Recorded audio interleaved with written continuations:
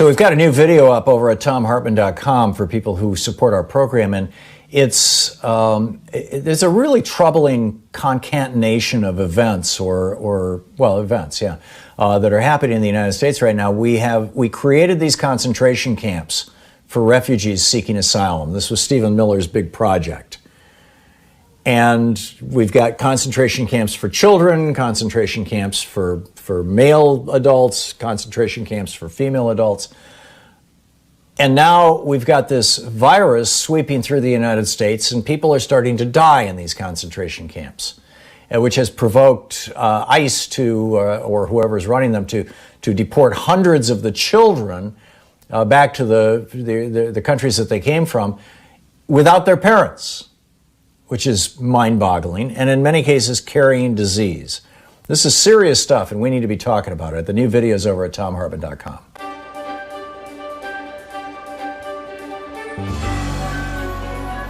Our book today in the Thom Hartmann Book Club is Stand Up, Struggle Forward by Sanyika Shakur. This is a book that was written back in the late 90s, but it's still very, very timely. This is from the second chapter titled Class Antagonisms Inside the Fundamental Contradiction of National Oppression. Having just passed the 19th and quickly approaching the 20th anniversary of the LA Rebellion, we should be reminded here of what Rodney King whimpered as he stood in front of a bank of microphones surrounded by class enemies and neo-colonial politicians. We should remember how he'd been dressed in that non-threatening cardigan sweater, white shirt, and black tie, how his hair had been tortured into submission by a jerry curl. We should reflect as well upon how timid and spooked he looked, and on how concerned and stern those who flanked him were as well. That was a Kodak moment. It was staged to foster an image of contrition and resignation, submission, a victim. Rodney King had been led to believe, through a bourgeois sense of reasoning, that the rebellion was really about him, that the reason new Africans and Mexicanos took to the streets of South Central was the result of his filmed beating. That, of course, is typical of mechanical bourgeois thinking. What it's not typical of, however, is someone from the hood. And this cuts both ways. No one in the hoods and barrios ever thought it was about Rodney King. We'd all seen the film over and over like everyone else, but that was par for the course. We'd always seen that, long before anybody caught it on tape. Actually, we'd experienced much more than that. Why, it's safe to say that the hoods had gone to war with each other in vicious waves of internal, intra-class combat for much less than that. Though, because of a general colonial mentality which prevents the challenging of bottom-up oppression, the same hood forces will not, in any systemic way, wage war on the pigs, or for freedom, land, and socialism. Rodney King alone, and of his own accord, would not have thought to hold a press conference to ask the asinine question, in the form of a whimpering request, can't we just all get along? The fact of the matter is, we are getting along. New Africans and Mexicanos are getting along just fine. What we couldn't understand was why he was admonishing us for getting at the exploiters of our communities. The impression he gave, with his handler's hands up his back like a ventriloquist troll, was that a race riot was going on, as if we had all begun to kill each other or burn and rob each other's homes. His handlers compelled him to send up a false flag, a diversion. But you see, this was the very thing that exposed the class interests and reactionary politics of the Uncle Toms that had been designated to handle him, and by extension, us. Let's go back for a minute. Let's talk social development, aka history. There exists a fundamental contradiction in our lives that, like an elephant in the room, no one wants to acknowledge. As a consequence of the war waged upon various African nations by European powers, those of us captured and kidnapped were taken out of our own self-determining social developments and violently forced into Euro-American history. This is not simply a clever play on words. This is a reality. We lost the ability to control our own destiny. Read that again. From that time until now, the fundamental basic contradiction between the U.S. oppressor nation and our own oppressed and colonized nation has been the governing imperialist relationship, which is to say, us not being in control of the qualitative factors that determine our lives as a people, as a nation. Our tradition of struggle against this fundamental contradiction has taken many forms, some hidden or obscured, some open and hostile. But all of these have been open to resolve the fundamental contradiction and to regain our independence. While there have been some bona fide struggles to resolve the contradiction, there have also been reactionary neocolonial struggles waged by internal enemies loyal to the oppressor nation and culture that have tried time and time again to subvert and control our destiny for the benefit of the capitalists. They've come among us, always imposed from above, stirring up emotions and giving lip service to progress, equality, justice, and prosperity.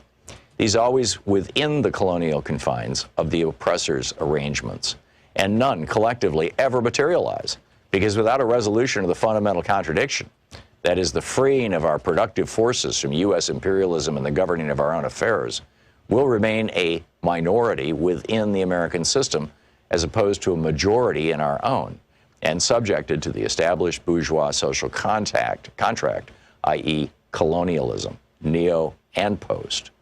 We can parade all through the empire with black congressmen, black mayors, black governors, black police chiefs, black Supreme Court justices, hell, even a black president.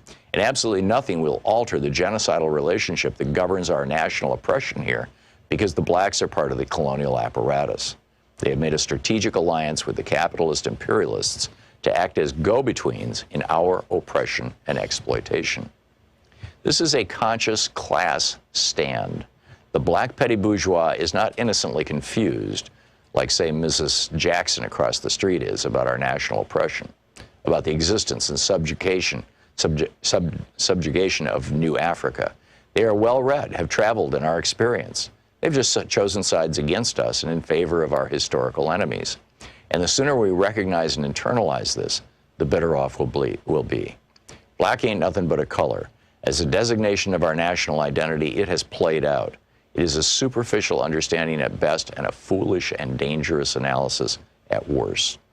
We have no collective control over the qualitative factors which determine our lives. We do not, in other words, control our destiny, not as a people or a state. This is the Thom Hartmann Program. Well, it's another Manic Monday.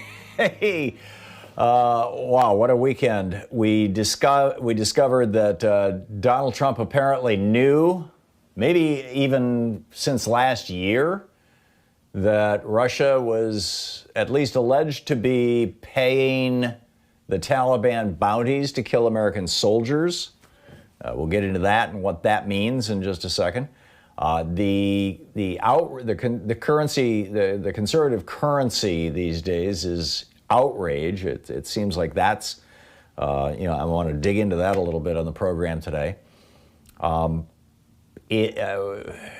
It's just absolutely astonishing, everything that's going on. By the way, today is the birthday of Stokley Carmichael, who later changed his name to Kwame Ture.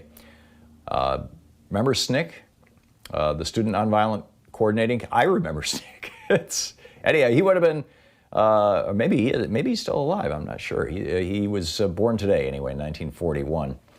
He said, if a white man wants to lynch me, that's his problem. If he's got the power to lynch me, that's my problem. Racism is not a question of attitude, it's a question of power. And he goes on to say, racism gets its power from capitalism. Thus, if you're anti-racism, whether you know it or not, you must be anti-capitalist. Power for racism, the power for sexism comes from capitalism, not an attitude. So, speaking of which, the other big news, I mean, there's just like so much going on right now. I guess, one of my two major questions, I suppose, for the day is, number one, do you think that Donald Trump this morning tweeted a white couple pointing a gun at a black couple or at black demonstrators in St. Louis? Over the weekend, he tweeted a bunch of guys in Florida shouting white power, a bunch of white guys shouting white power at black protesters. I'm beginning to seriously not beginning, I've been dancing around this idea in my brain for 3.5 years now, and in fact I've mentioned it more than once on this program, that Donald Trump is running Richard Nixon's playbook over and over and over again. The whole law and order thing being a metaphor for white cops beating up black people, and basically white supremacy. It's essentially that. It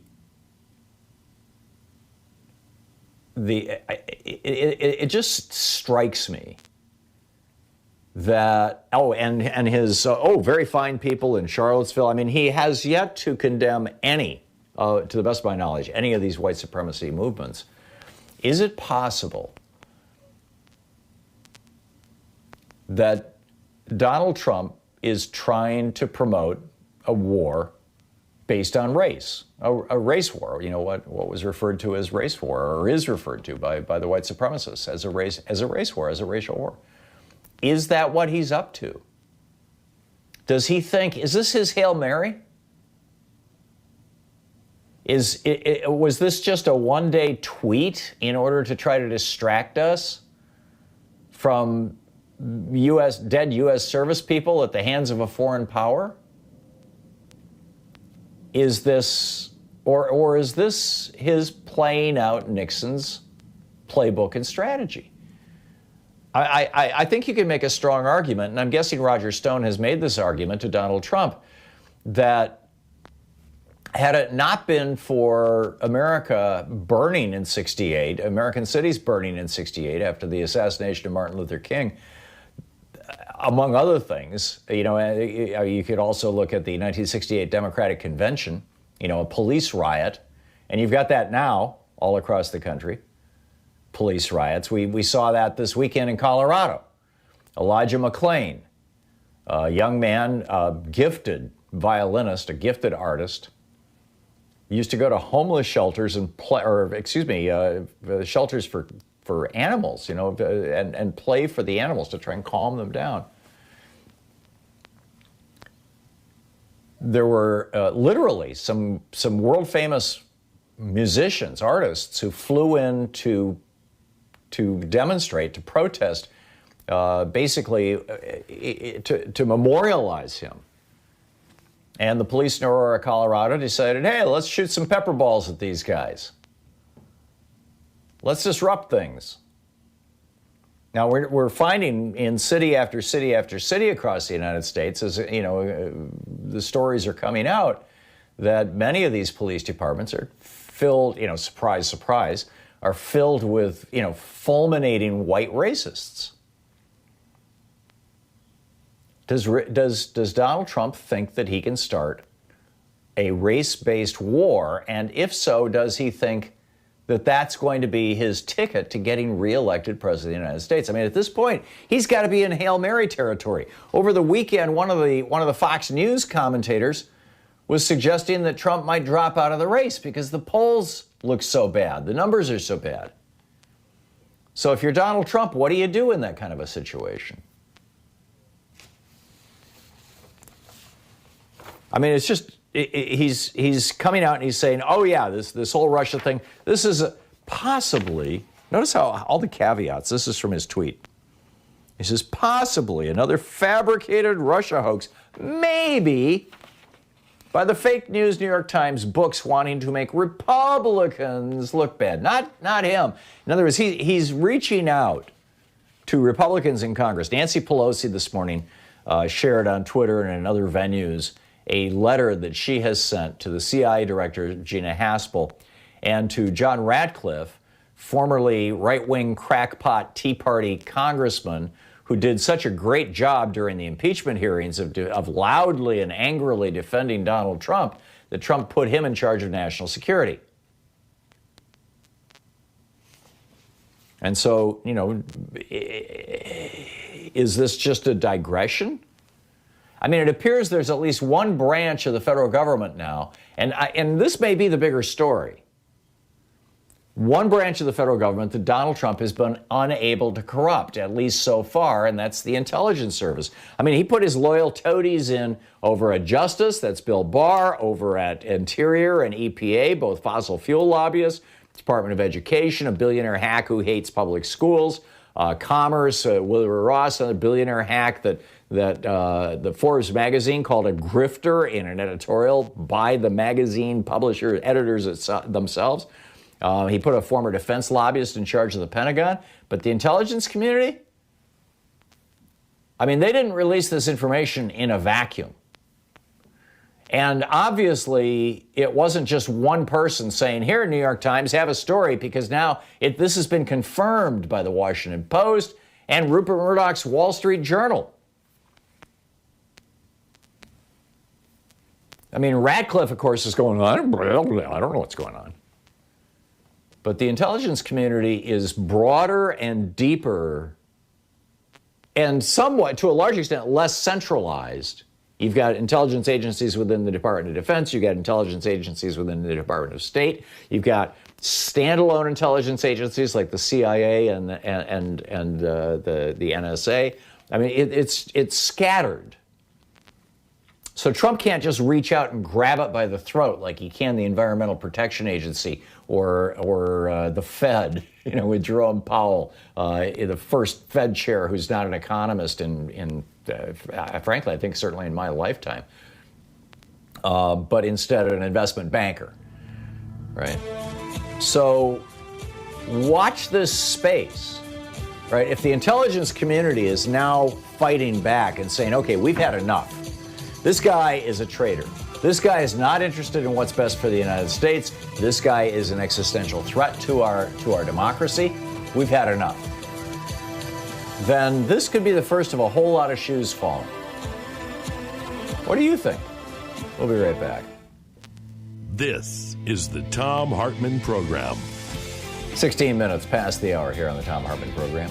Stick around.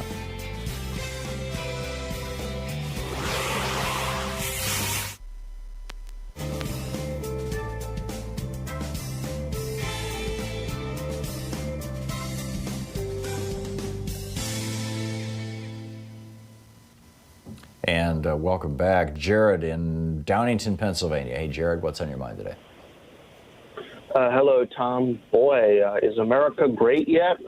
Boy, this situation is just, every day I constantly just keep saying that. Is America great yet? Are we finally great? Yeah, everything is going down the toilet these last few weeks. I want to talk about Trump trying to resurrect the Nixon strategy, and here's why I don't think that's going to work at all. Well, first of all, do you agree that that's what he's up to? I think he's trying to. I don't know. He seems to not make it. It doesn't make any sense what he's doing. He seems to go back and forth on different things over and over again. Like 1 week he's on. Like when the coronavirus first started, he acted, like, okay, I'm gonna actually fight this, and then like 1 day later, all of a sudden, it's like, okay, I'm gonna get back to blaming Democrats, blaming China, and it's kind of like whichever advisor he talks to most recently, that's who he's echoing.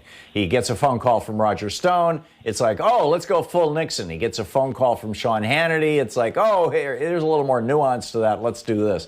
I mean, and he doesn't have the tenacity, the focus, the attention span to take any of these things and turn them into actual strategies. So he's just constantly throwing stuff against the wall. Yeah, and his mental capacities clearly are not all there compromised, to be, yes, shall we say. For example, Donald Trump has alienated even the white nationalists. I mean, this isn't something that a lot of people are talking about, but I mean, I see the forums of these, white nationalists, and they basically feel like they've been betrayed by Donald Trump. And a lot of people aren't talking about this. The white nationalist conspiracy base, they've pretty much already abandoned him in 2020. So I think he's trying to rally some of those people back to the cause because he's trying to do more of these dog whistle stuff. But they're basically saying, like, we don't want the dog whistle anymore. We want basically a full-on, bring back Adolf Hitler race war, pretty much. Yeah. And yeah. So I don't really know what Donald Trump's strategy is, other than just whatever his advisors say this day would help him in the polls, or who knows? I wonder if they think, or if he thinks, that being unpredictable and scattered and semi-coherent is actually a governing strategy. I mean, you know, I'm just haunted by, They Thought They Were Free, Milton Mayer's book, where he went over to Germany in the early 1950s and interviewed a bunch of, you know, good Germans. And one of them said, we got used to being governed by surprise. Every single day it was a new outrage. It just seems like we're there. Yeah, Jared, I got to run, but thank you for the call. It just seems like we're there. Anyhow, we'll be right back. 20 minutes up past the hour here on the Thom Hartmann program. Viagra for your brain. Just don't tell Limbaugh. He'll want some. We'll be right back.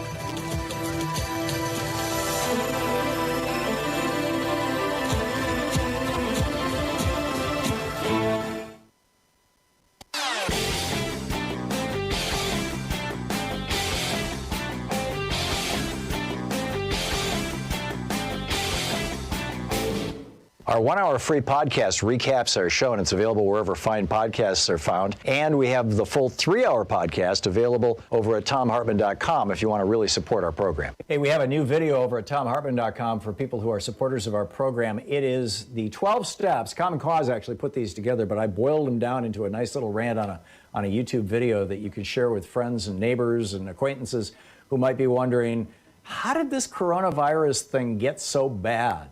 Why is it that the United States has a third of the deaths in the world? Why do we have over 100,000 dead people, and South Korea has 200, and Taiwan has like 70, and Australia has fewer than 100, and has pretty much squashed the virus? Why is it that only 7 people died in New Zealand? Why are so many other countries doing so well and we're not? Well, there's an answer to that question, and I lay it out in this little video. It's over at thomhartmann.com, and you can grab it there and share it with your friends. And I'll give you a clue. Almost all of it has to do with things that orange guy in the White House either did or failed to do, but it's a great list. You can check it out at thomhartmann.com.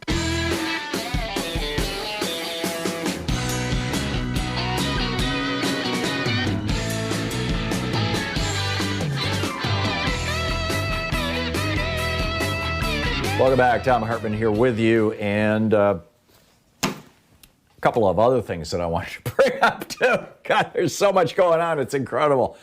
The Supreme Court this morning said to Louisiana, back in 2016, we told Texas that you couldn't shut down abortion clinics because their doctors didn't have admitting privileges from local hospitals, something that, by the way, other surgical practices don't typically have to have. Including surgical practices that have much higher risk levels, like things like, dentists. So today they said, no, sorry, and John Roberts was the swing vote, which has got conservatives pulling their hair out. And of course, predictably, Brett Kavanaugh, Biff, voted to end abortion in Louisiana. Susan Collins is right now thinking about writing a stern note to him. But so we got that story, but there was a much bigger story that got no coverage at all. Supreme Court story from this morning, and that is that the Supreme Court said that Elizabeth Warren's brainchild, the Consumer Financial Protection Bureau, that their structure, because the president can't directly fire the chief executive of this agency, that structure is unconstitutional. Now, they didn't end the agency, but, the law does have to be changed, or something has to be changed with regard to this. I haven't read the decision yet. But this is the agency that has recovered from banksters in America $12 billion that was fraudulently taken from people like you and me by our banks, and return the money to us, which is why Republicans hate it. So the Supreme Court, maybe they're getting a little bit liberal on social issues, in quotes. We'll give you a little tiny victory on DACA. We'll tell you how to blow it up, but here you go. We'll protect trans rights, but when it comes to money, when it comes to the billionaires who pay for the Federalist Society, who help create the Federalist Society, who pay, who provide venues and platforms and nice side gigs for conservative judges and lawyers and lobbyists and you know, screw the idea of bipartisanship or anything else. There's one other thing I want to point out, and I think that this is worth discussing, and that's the phony outrage of conservatives. And the question I'm asking in this context is, what do you think is going to be next? I mean, right now, they're all about masks, right? Oh, my God, they're making us wear masks. It's an infringement on my civil rights. I mean, go over to rawstory.com or basically any progressive website, and you'll find video after video after video of these so-called Karens and Chads. I think they should be called, you know, Ivankas and Donalds, frankly. You know, entitled white people, selfish, entitled white people, yelling at others about how taking my mask away is a violation of my rights. Well, I remember back in the 1960s, it was the same thing around seatbelts. When Ralph Nader published Unsafe at Any Speed in '65, a friend of mine died because his car ran into the ditch. It was a low-speed accident, but the steering wheel went right through his chest. That was like in 1962. And, you know, Ralph Nader came along and we came along and said, hey, how about seatbelts? And, oh, my God, you can't do that. Motorcycle helmets, oh, my God, it's tyranny. Incandescent light bulbs, it's the end of a way of life. The American dream is gone. Happy holidays, oh, you must hate Jesus. It's the war on Christmas. How about getting rid of plastic straws? Oh, the Trump campaign is selling Trump logo straws, plastic straws, because it's tyranny, don't you know?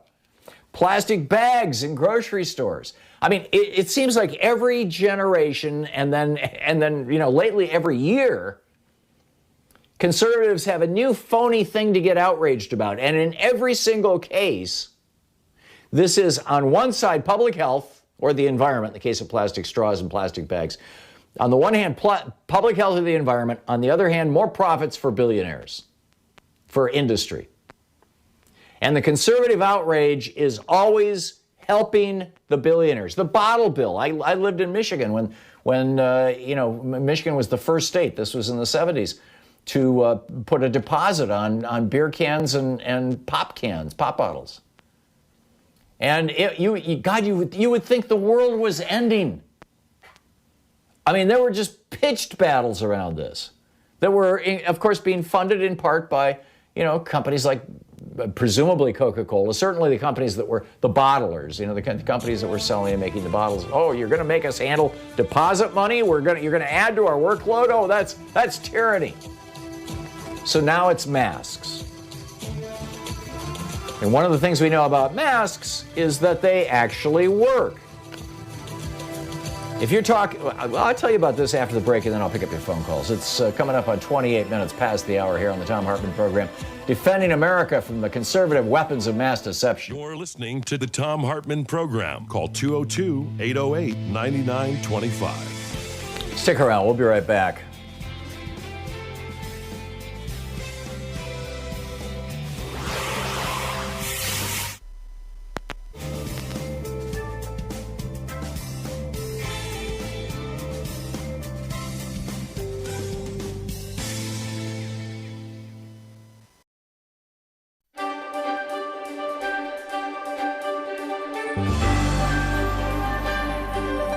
Today we're reading from Dorfman and Mallart's book, How to Read Donald Duck, Imperialist Ideology in the Disney Comic.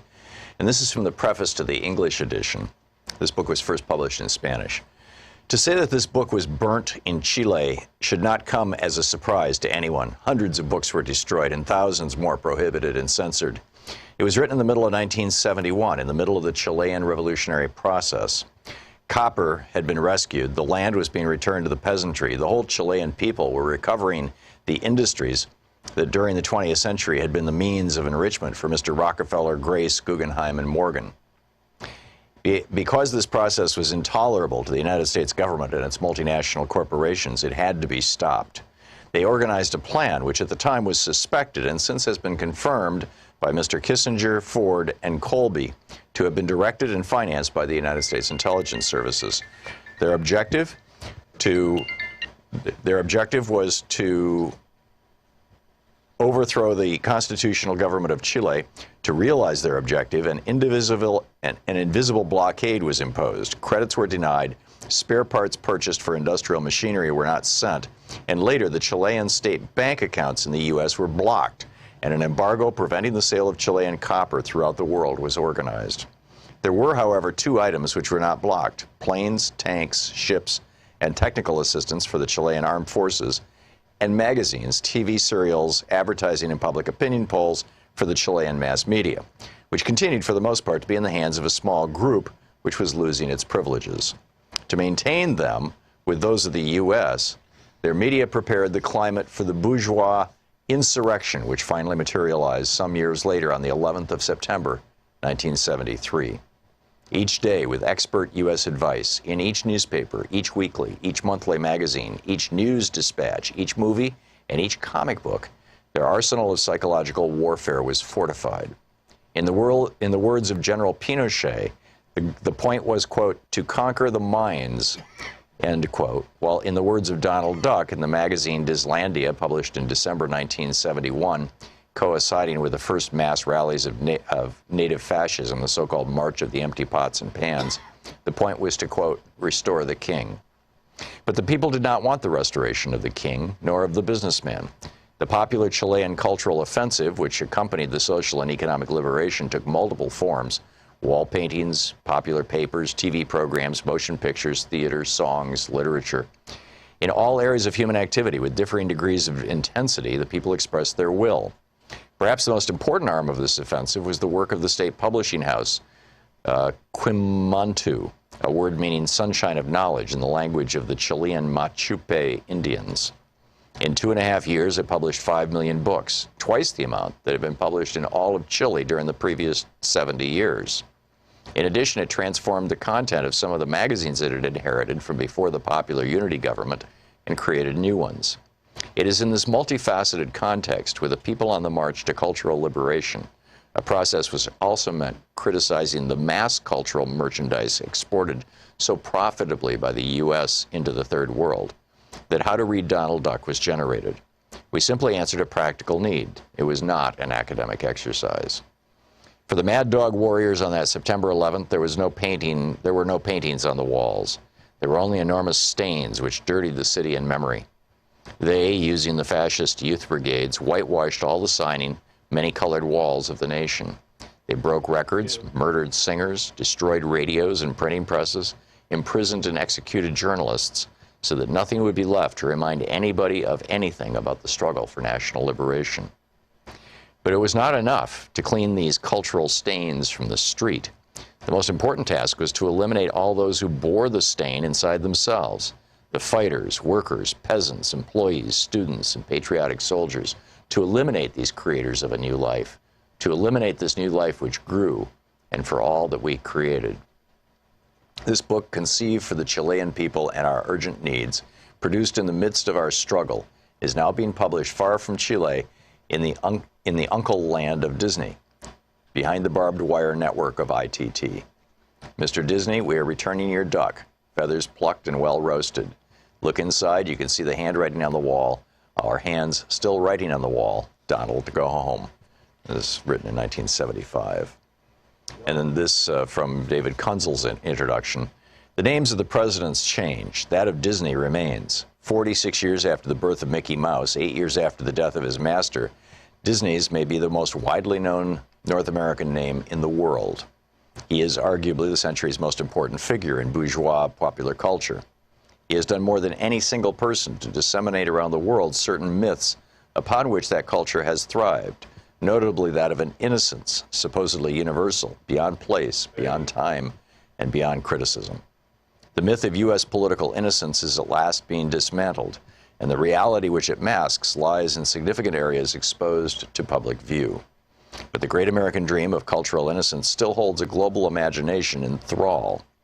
The first major breach into the Disney of this dream was made by Richard Schickel's The Disney Version, The Lifetimes and Commerce of Walt Disney, the book How to Read Donald Duck.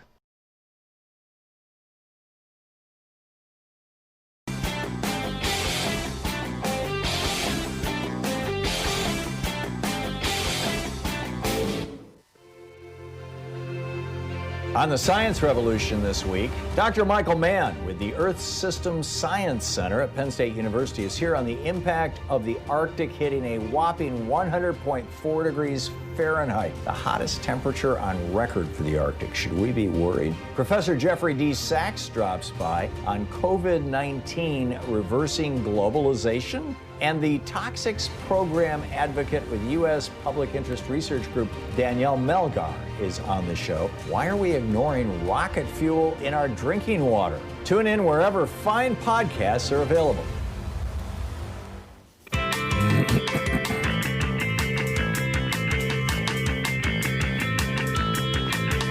Welcome back. Thom Hartmann here with you. This fascinating little graphic, I found this on Democratic Underground over the weekend. Somebody said that their doctor had shared it with them. And in fact, I think it might still be up on the website. The graphic says they don't know they're sick. With an incubation period of up to 14 days, COVID-19 can be spread without knowing. And then on the left-hand side, there's 3 pictures of a guy who is a COVID carrier who doesn't realize it. And on the right side, there's a picture of a woman who is healthy and wearing a mask, okay, or a healthy person, okay. So if the COVID carrier doesn't have a mask, and if the healthy person does have a mask, the probability of transmission is 70%. So wearing a mask cuts by 30% the risk that you'll get COVID from somebody else, only by about a little less than a third. Not all that wonderful. The mask doesn't protect you all that well. On the other hand, if the COVID carrier has the mask and you don't have a mask, the probability of transmission is cut by 95%. The total probability of transmission is only 5%, even if you don't have a mask. If the person with COVID is wearing a mask, you only have a 5% chance of getting an infection. And if you're wearing a mask and the COVID person is wearing a mask, the probability of your getting COVID is 1.5%. We're also seeing a handful of COVID-19 patients. This is an amazing story. Carla Simmons writing this for ScienceTimes.com. A handful of COVID patients who arrived at the hospital with elevated blood sugar levels later on developed diabetes. Other viruses are known to accelerate autoimmune diseases like type 1 diabetes. In a 2009 study, they found that the infection caused by SARS, which is another, COVID kind of, it's a coronavirus, triggered the onset of diabetes in some patients. So we've got this whole right-wing outrage movement dedicated to, as Nigel says, weapons of mass destruction. And, using masks as their new faux outrage thing. And what are they doing? They're telling their people to risk having to shoot insulin for the rest of their lives, having dementia for the rest of their lives. Yes, this is one of the things that has happened to people in their 20s. They literally, for the rest of their lives, will have dementia, some of them. A small percentage, but it's there. Heart attacks, strokes. I mean, it just goes on and on and on. Anyhow, pick up your phone calls here. Sandy in Lakewood, New Jersey. Hey, Sandy, what's up? Sandy? I'm not hearing Sandy. Okay, let's put Sandy on. Sandy's on line 7, by the way, Joyce, if you want to check that call. Dan in Altoona, Pennsylvania. Hey, Dan, what's up? Hey, Tom, long-time listener, first-time caller. How are you doing today? Thank you. I'm well. What's up?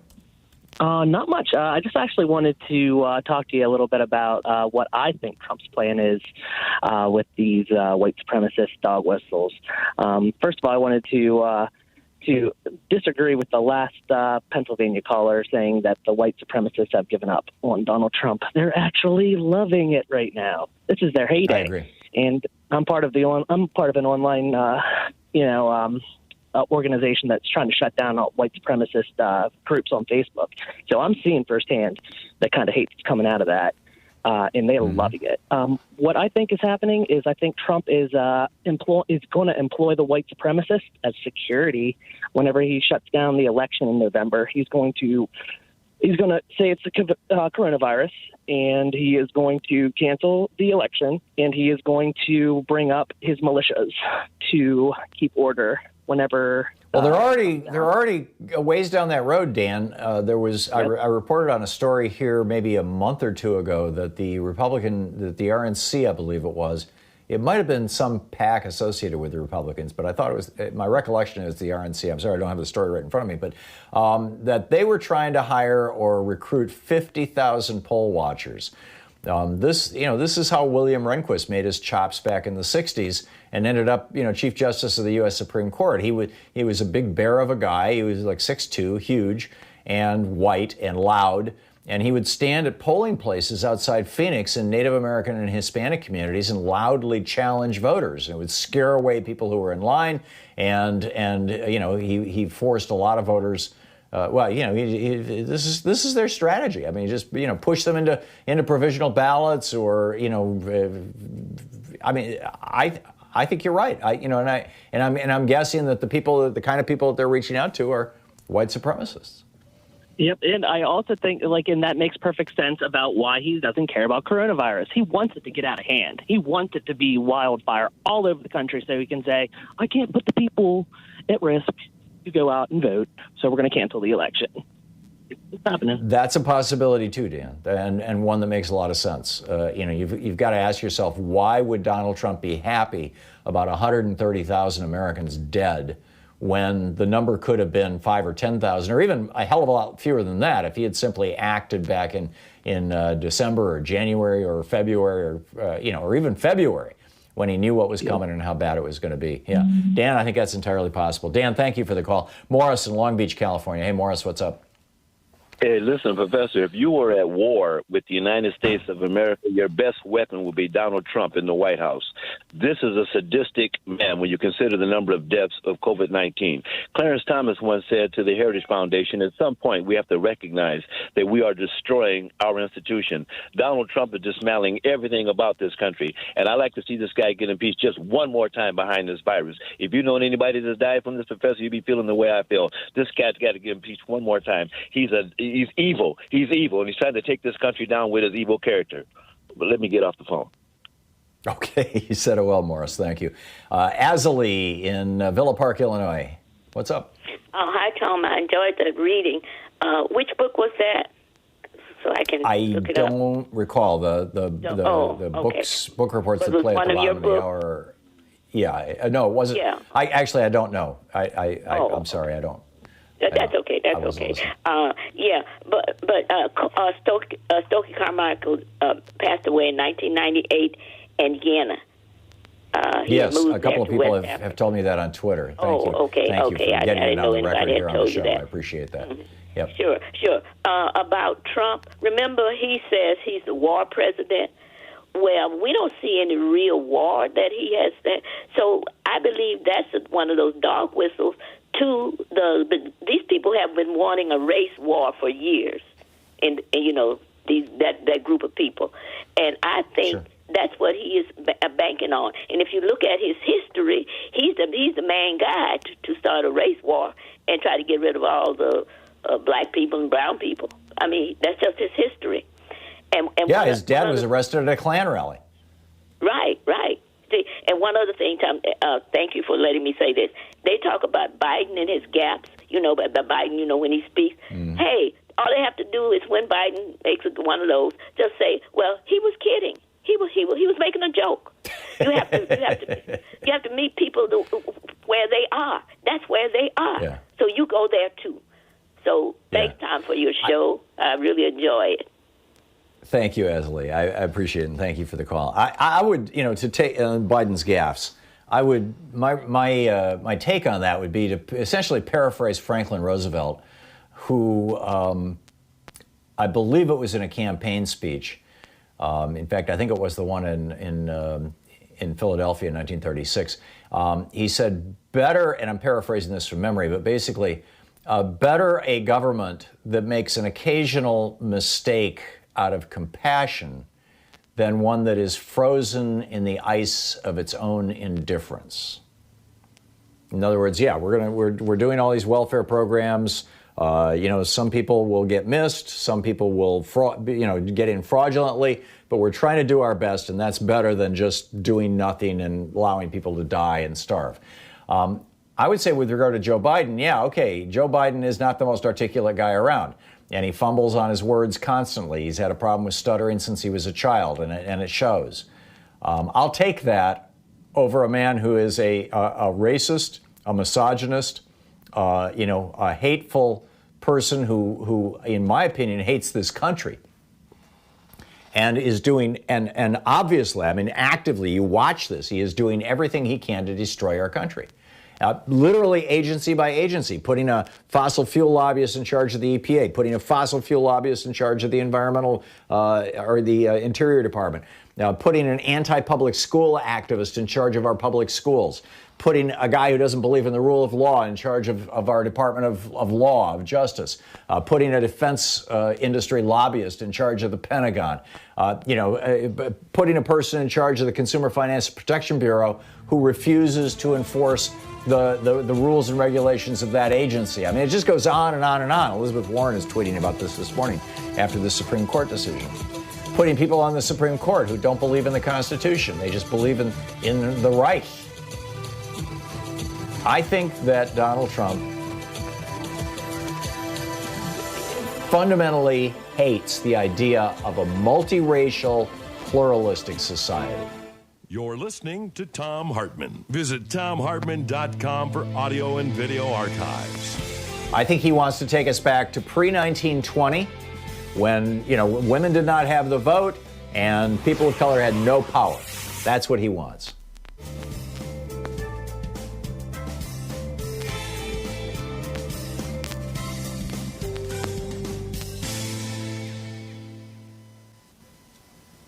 And welcome back.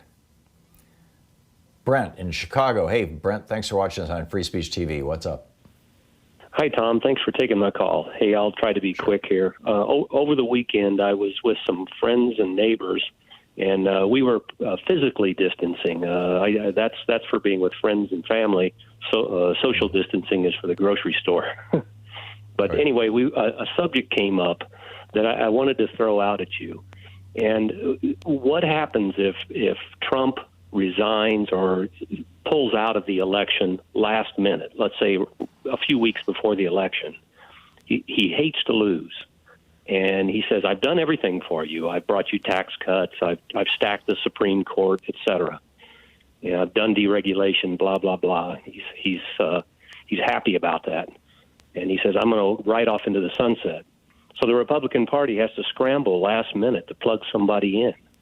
And here comes Mitt Romney riding in on his white horse. And then the next thing you know, Biden's in trouble, Yeah. Yeah, in a rational world, that would make sense.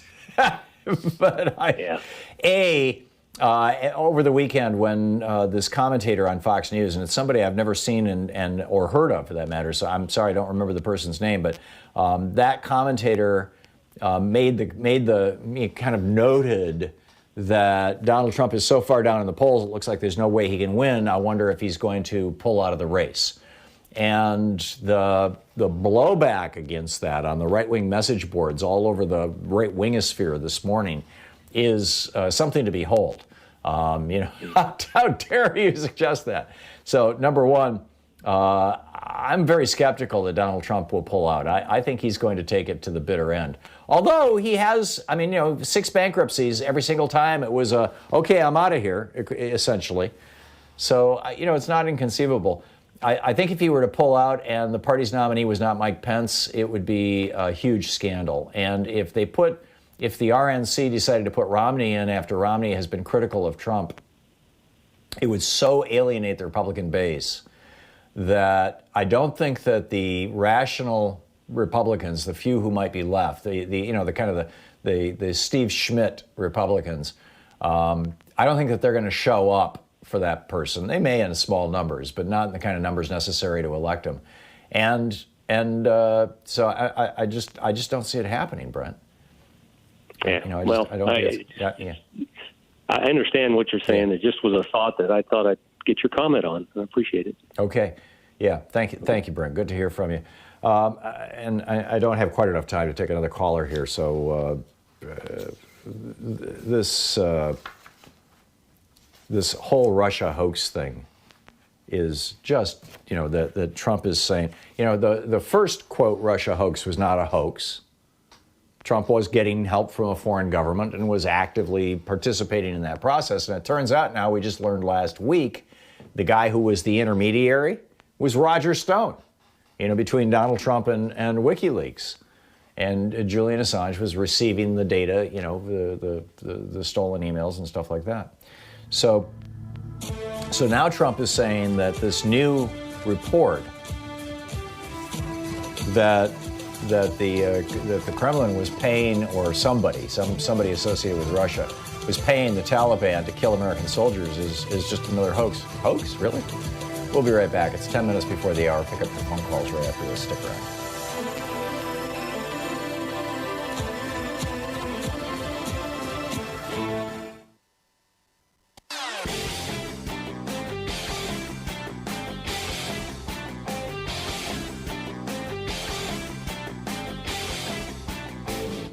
Hey, we're putting together a series of American history books. It started with a hidden history of guns and the Second Amendment. Then we had the hidden history of the Supreme Court, the betrayal of America. Then the hidden history of the Republican war on voting.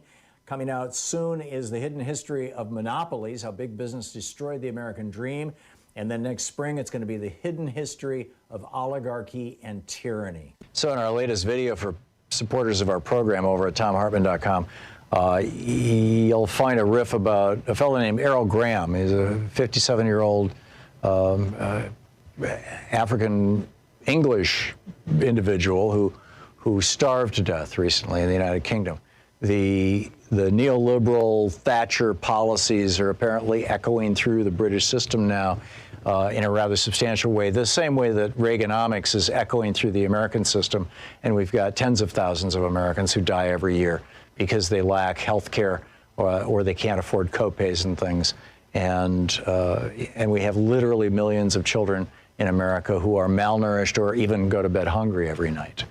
It's pretty breathtaking stuff, and I think you'll find the rant particularly interesting or useful, and hope you can share it with your friends when you pick it up. It's over at ThomHartmann.com. Thanks again for supporting our program.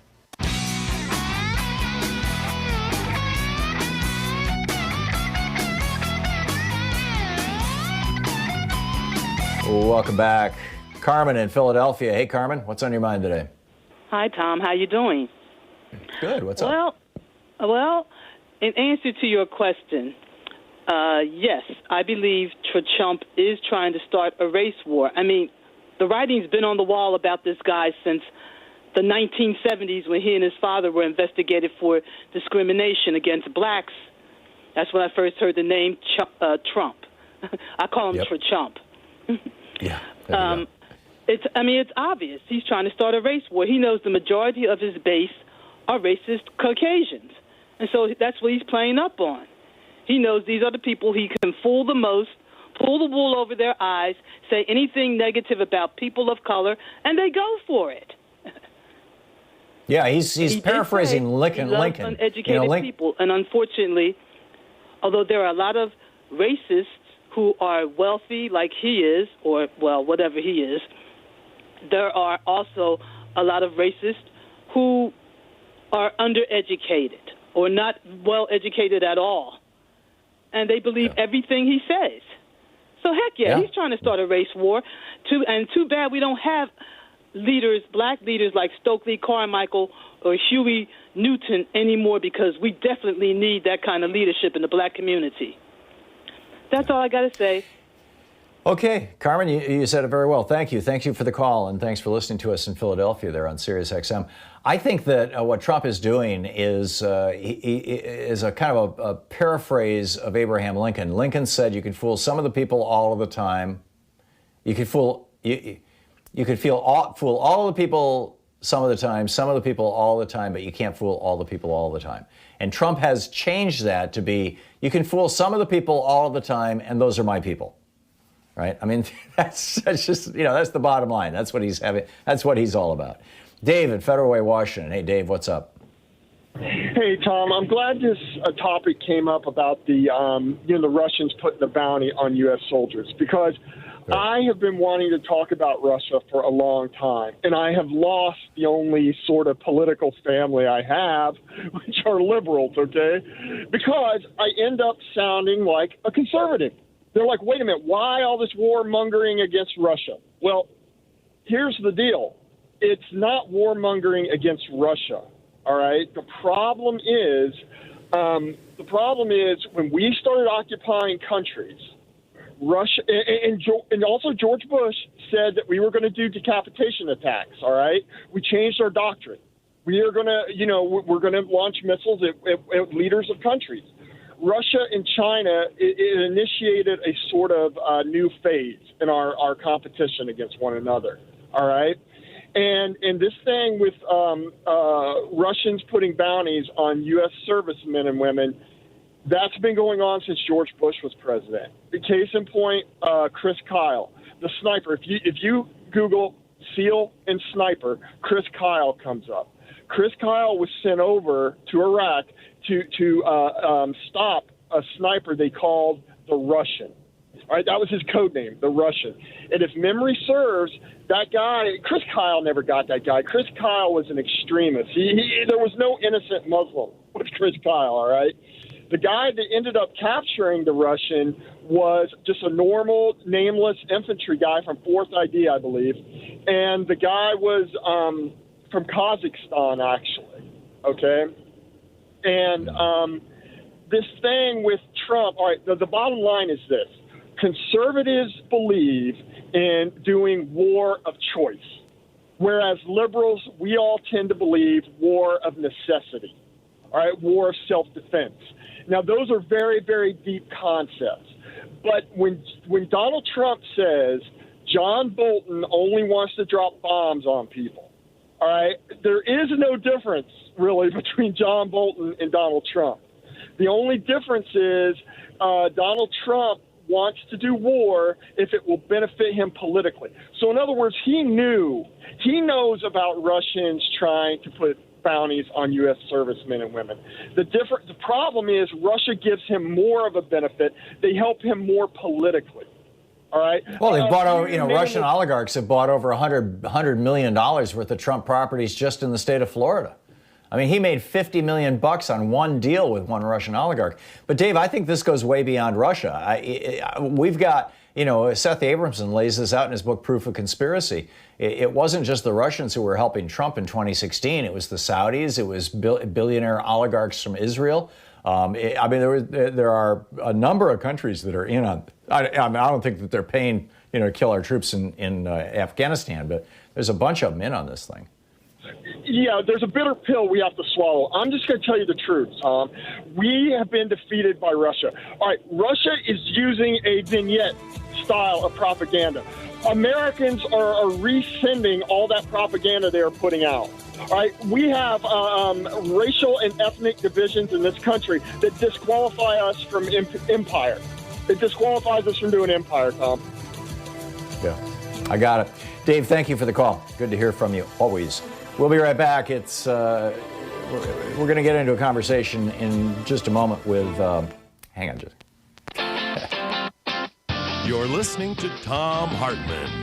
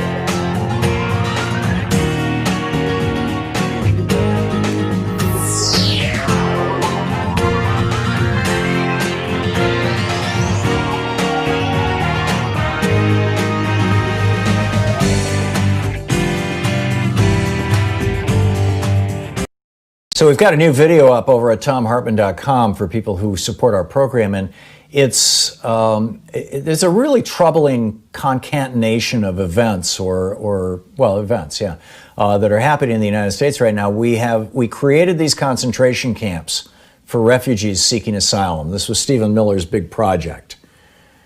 And we've got concentration camps for children, concentration camps for male adults, concentration camps for female adults.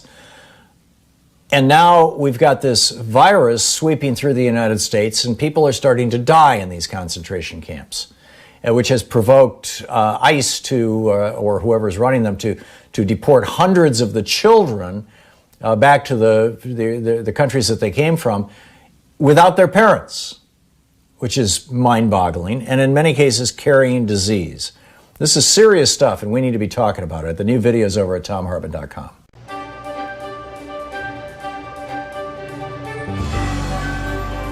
Our book today in the Thom Hartmann Book Club is by Ruth Marcus, Supreme Ambition, Brett Kavanaugh and the Conservative Takeover. This is from the prologue. Supreme Court Justice Anthony Kennedy had a request. Would President Trump have a few minutes to speak privately? It was April 10th, 2017, a sparkling spring morning in Washington, and Kennedy was at the White House to preside over the ceremonial swearing in of the newest Supreme Court Justice, Neil Gorsuch. First time in history that a sitting justice had sworn in one of his former law clerks to join him on the bench. Just 80 days into Trump's chaotic presidency, the confirmation of Gorsuch represented a rare and welcome victory for the beleaguered new administration, reeling from court defeats of its travel ban and, despite controlling both houses of Congress, unable to repeal President Obama's signature health care law. Perhaps most important, as the prominent conservative lawyers, activists, and judges assembled in the Rose Garden that day understood, Gorsuch's addition was just one step, necessary but not sufficient, in the 3 decades-long conservative bid to cement control over the high court. This effort had been as frustrating as it was lengthy. Seeming opportunities for dominance repeatedly slipped away, with Republican nominees, including Kennedy himself, turning out to be less reliably conservative than advertised. But Republicans have learned from these costly errors, assembling a farm team of potential nominees whose judicial records could be carefully scrutinized to detect any risk of ideological deviation. Gorsuch was among those who came bearing the seal of approval of the Federalist Society, the conservative legal group that had made itself the central actor in this court-shaping exercise and was playing an even more outsized role in the new administration. Trump took pains to single out one man who was not in the Rose Garden that day, Senate Majority Leader Mitch McConnell, for all he did to make this achievement possible, quoting Trump. Indeed, everyone present knew that McConnell had been the indispensable man leading to that moment. Had it not been for McConnell, President Obama would have filled the vacancy created by Justice Antonin Scalia's sudden death in February 2016, and Justice Merrick Garland would be sitting on the high court, anchoring a newly fortified liberal majority. McConnell, with his audacious announcement that the opening would not be filled, no matter that Obama had 11 months remaining in his term, had avoided that fateful outcome. His intervention meant that Gorsuch now occupied Scalia's seat, a conservative for conservative swap. The next vacancy was almost certain to be the far more critical one, shifting the court's balance instead of affirming it. On that score, all eyes were on the 80-year-old Kennedy, then serving his 30th year on the high court, and by dint of age, years of service, and political allegiance, the most likely to depart. The swing justice on an already conservative court, Kennedy was pleased about Gorsuch, but he had another former law clerk in mind as he was ushered into Trump's private dining room for an unusual session with the president and White House counsel Don McGahn. Justices are routinely invited to the White House for social events, state dinners, and holiday parties, but at least until Trump took office, such one-on-one meetings were rare in the modern era. With its finicky notions about preserving the appearance of judicial independence, unlike the relaxed days when justices did double duty as private counselors to presidents such as Franklin Roosevelt and Lyndon Johnson. In the chronically leaky Trump White House, aides took pains to keep the Trump-Kennedy meetings secret. There were no public reports about the session, and only a few senior officials ever learned what Kennedy said to Trump that day. The justice's message to the president was as consequential as it was straightforward, and it was a remarkable insertion by a sitting justice into the distinctly presidential act of judge picking. As a candidate, Trump had upended tradition by issuing a list of judges. It ultimately grew to 21, including Gorsuch, from which he pledged to pick his Supreme Court nominees. Now Kennedy had a recommendation for Trump's list. "You named one of my former clerks," Kennedy told Trump. "You should think about another one, Brett Kavanaugh." When Anthony Kennedy spoke, the Trump White House listened, with good reason. During the campaign, when Trump, against all expectations, emerged as the Republican nominee and ultimate victor over Hillary Clinton, the issue of judicial selection had been a utilitarian means to an electoral end. The socially conservative and evangelical voters Trump needed to win were deeply, understandably suspicious of the thrice-married, once Democratic New Yorker. They were particularly dubious about how Trump would approach the critical task of shaping the federal judiciary, especially the Supreme Court. The list of high court candidates that Trump produced with the help of the Federalist Society, upending convention with typical Trumpian bravado, was explicitly aimed at calming their concerns, and it succeeded beyond the wildest expectations of its creators.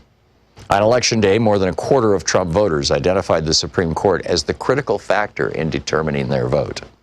White, evangelical, born-again Christians broke 81% for Trump to 16% for Hillary Clinton, meaning that Trump outperformed previous Republican nominees Mitt Romney, John McCain, and George W. Bush among such voters. In office, Trump not only keenly understood the politics of judicial selection and its importance for his reelection, he also gained a new appreciation for what the Supreme Court meant to a president's legacy. Thanks to McConnell's ruthlessness, Trump had inherited what no president had before, the gift of an existing vacancy. Supreme Ambition by Ruth Marcus.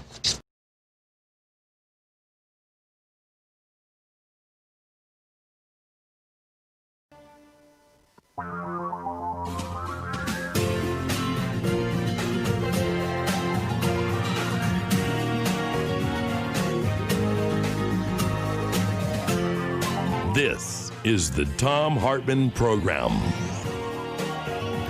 We were talking earlier about the police riots, is how I refer to these things, the police rioting in the streets, principally against people who are protesting the treatment of African Americans and other minorities in the United States at the hands of police. And it sparked this huge conversation about over-policing, the nature of policing, defunding policing, repeal and replace policing.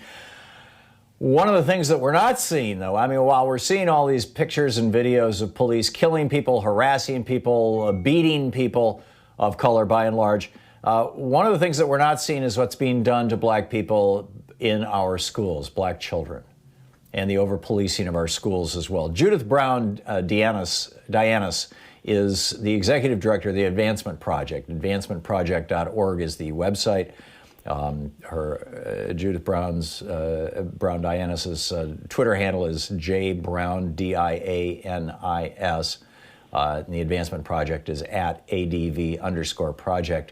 Judith, welcome to the program. Tell me about the work that the Advancement Project. First of all, for people who may not be familiar with the Advancement Project, tell us about your group overall, and then let's get into what you're doing with regard to policing in our schools. Sure. Well, thanks for having me. So Advancement Project is a national racial justice organization.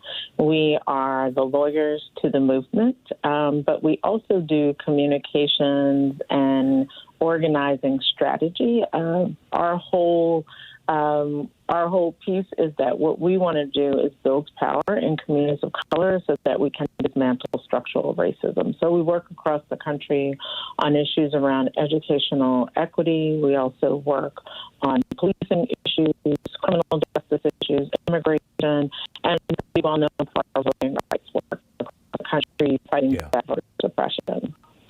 In the area of police-free schools, so we, along with another organization called the Alliance for Educational Justice, which is an alliance of youth organizing groups across the country have a campaign called Police Free Schools. For 20 years, Advancement Project has been working to dismantle the school-to-prison pipeline, which started off with trying to stop the overuse of suspensions in our school that push young people out of school. And pretty quickly in doing that work with grassroots organizations, we figured out that there was actually a more ominous trend, that actually young people were being pushed not only from their schools into suspensions, but they were being pushed directly into the juvenile and criminal legal system by the very mere presence of police in schools. So if you look at what happens in schools, we know that Black students are arrested at higher rates. Black students represent 13% of student population across this country, but 31% of arrests.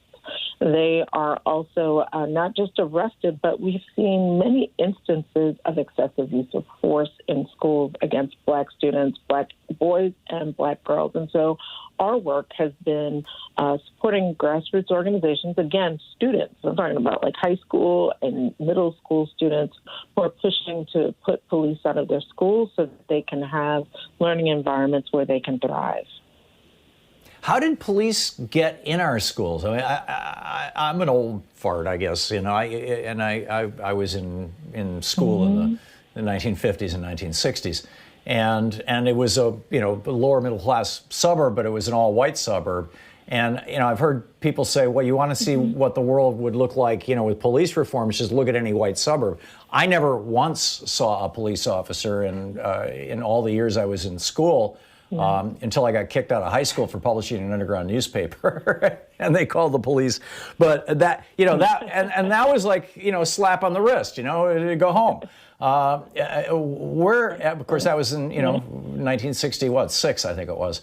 So where did all this come from? How did we end up with cops in our schools, but particularly in schools that have large minority populations? Well, it's interesting that you mentioned the 50s, because that's when we started to see police being put in schools, and actually in reaction to student protests. So we actually have a website called WeCameToLearn.com, that has the whole history of police in schools on it. And one of the things we know is that it started with police protests, but then in the 90s, in response to kind of the war on drugs and the crime bill, is where we started to see an increase in police in schools, because there was an increase in funding for police in schools. So everything that triggered what is now considered mass incarceration also triggered the proliferation of police in our schools, so much so that people may not know that not only does the federal government and state and local pay for local police to be in schools as what they call school resource officers, but there are school districts that actually have their own police departments. And so those are police departments with a police chief, with cruisers and drug-sniffing dogs and tanks that they got from the federal government. And those— Wait a minute, Judith, are you talking about colleges or are you talking about high schools? No, I'm talking about high schools. I'm talking about school districts, K-12 school districts that actually have their own police departments and spend millions and millions of dollars on it. And part of our challenge now is to rethink safety and to think about how do we put that money that we've been spending on police, because when police are in schools, they will do what they're charged with doing, which is enforcing the criminal code. And so that's what the push has been to get that money back to invest in young people. This is remarkable. It's like the old black codes have been reinvented in our schools in a way. You say that that the Advancement Project is the lawyers to the movement. What are the legal? Obviously, there's a political conversation to be had here, which we're talking about, I suppose. But what's the legal strategy for undoing this, or is there one? Well, yeah, there really isn't. Other than what we use for regular police misconduct cases, as we know, it's very difficult to sue police departments, and so that there is a lack of accountability across the board, and that includes in the school setting. Police often say they were doing their job, they felt threatened, and so they used excessive use of force. And so what we are doing instead is we are mounting organizing campaigns. Young people who are in the lead of those campaigns, who are pushing on their parents and their school boards to get police out of school. So it is very much a political organizing campaign with young people leading the way. And how can people participate in this? In particular, white allies who would like to see police out of our schools. Go ahead. Mm-hmm. Yep. So there's a few things. One is two of our websites. We have WeCameToLearn.com, which has a report on it that details the presence of police and some of the strategies for getting police out of schools. And then we just launched a new website called policefreeschools.org. And there what we're doing is we're going to be collecting the resolutions that school boards have passed, so that people can replicate them in their own backyards, because now we have several school districts, not only Minneapolis, but Denver, where we've supported Padres and Jóvenes Unidos for 20 years, just got police out of schools. Oakland had a huge victory where Black Organizing Project was able to actually not just get police out of schools, but they eliminated the school police department altogether. So we've seen about 10 places where Police Free Schools has won, and so we will be documenting that, and people will have templates where they can take it and run with it. That's absolutely extraordinary. Advancementproject.org is the website. We've been talking with Judith Browne Dianis, who is the executive director. Judith, thanks so much for dropping by today. It's great talking with you, and I hope this goes far and has great success. Thank you. It's really a pleasure. This is such important stuff. It really is. Thank you, Judith. We'll be right back. It's 15 minutes past the hour here on the Thom Hartmann program. Stick around. This is the Thom Hartmann program. 15 minutes past the hour, helping you win the water cooler wars. Thom Hartmann here with you. Stick around.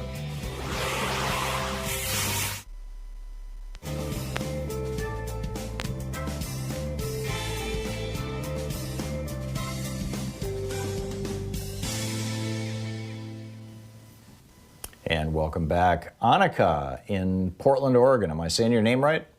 Yeah. Hi. Thank you, Tom. I'm really thankful for your show. And I just wanted to say a couple things. You asked Miss Judith Browne Dianis about when police started coming into schools. I'm a millennial, and I was in 5th grade. I'm from a lily white town called Novato, California. And my family had a Pointer sister, so we were literally like one of 3 of the Black people in the town. And I graduated from a program called DARE, Drug Abuse Resistance Education, and it was run by the police department. So that was how the police, as I know, were introduced into the school program. And that was the 5th grade, so that was elementary school. So I wanted to share that to answer your question. Yeah, that's early. So I wanted to share my prognostication about with the Donald Trump situation. It seems to me that he's just a psychopath and a sociopath, as we know. I'm not surprised by his behaviors anymore. And I think, he's like a Pied Piper. He's leading his own base off of a cliff. And I don't understand why they're not seeing that. But once, they start getting sick and his base starts dying off, then I think that things are going to really start changing. I really do. I think that they felt that they were going to be protected by, the Republican states and that this was just going to affect people of color. And now it's hitting the red states and things are going to start imploding there. And I feel that he's in jeopardy with his safety with the Russian government. And I think he's going to go to federal prison. And so, he's acting out.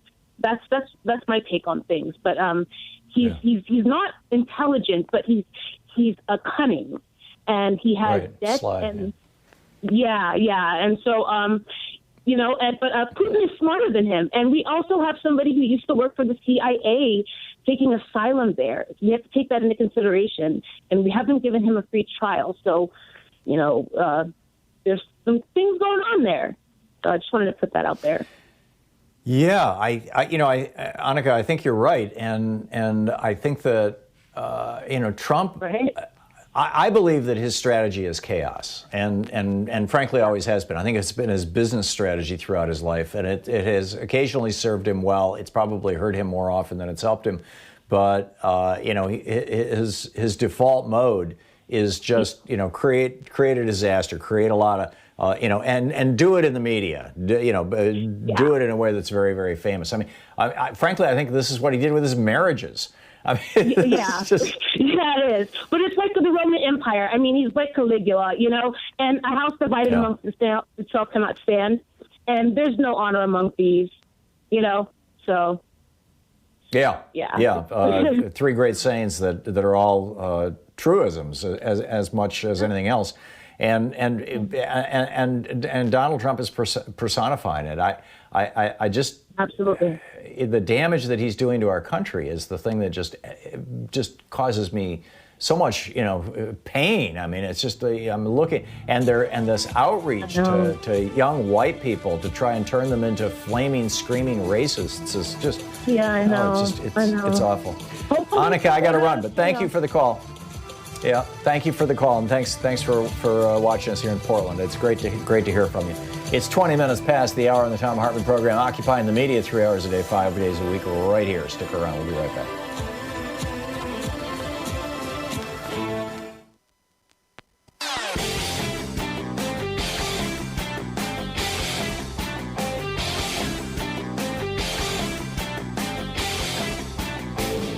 Our 1 hour free podcast recaps our show, and it's available wherever fine podcasts are found. And we have the full 3 hour podcast available over at thomhartmann.com if you want to really support our program. In our latest video for folks who support our show over at thomhartmann.com, it's pretty mind-boggling, actually. The candidate Trump back in 2016 said, I'm not going to cut Social Security like every other Republican, and I'm not going to cut Medicare or Medicaid. Every other Republican is going to cut, but I won't. That's what he said. Well, what did his budget actually propose? His budget actually proposed, this is last year's budget. Congress didn't pass it, thank God, but this is what his budget proposed. $1.9 trillion in cuts to Medicare and Medicaid, and $26 billion in cuts to Social Security. And now he is block granting Medicaid to the states, which is already cutting back on Medicaid programs in the red states. You can check it all out over at thomhartmann.com.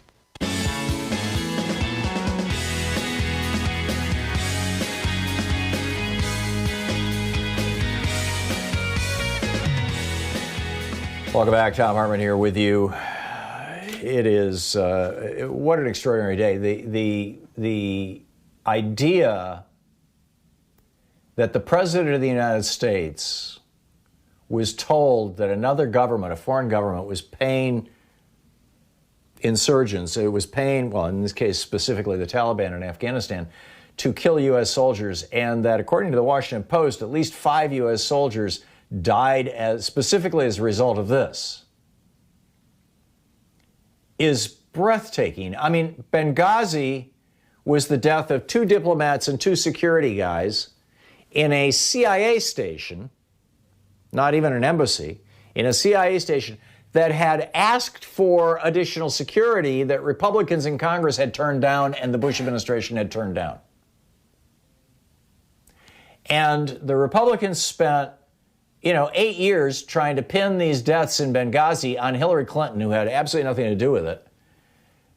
And here we've got multiple American deaths, and I'm not hearing, Lindsey Graham over the weekend came out, well, he didn't even come out and say it. He went golfing with Donald Trump. Remember, Trump originally tweeted that he wasn't going golfing in Mar-a-Lago or wherever he was planning on going. He said, I'm not going there because I've got to stay here, in Washington, D.C. and promote law and order. And then it turned out that the golf course that he was going to go to was right in front of a big line of thunderstorms, so instead he went to another golf course with Lindsey Graham. So as Lindsey Graham is getting ready to go golfing with Trump, the reporters got him and said, what do you think about Trump? You know, what do you think about the Russians paying to kill our soldiers in Afghanistan? And Lindsey Graham was like, well, we need better to get to the bottom of it. And then he goes golfing with Trump. So he said something, but as far as I can tell, Kevin McCarthy is still, you know, who's the Republican leader in the House of Representatives, is still blithering. I mean, maybe Mitt Romney has said something, but I'm guessing that Susan Collins is sitting at home clutching her pearls.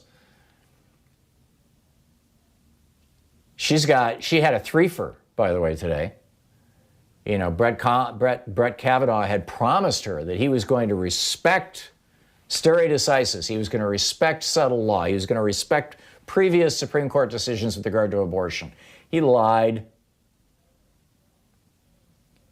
I mean, it's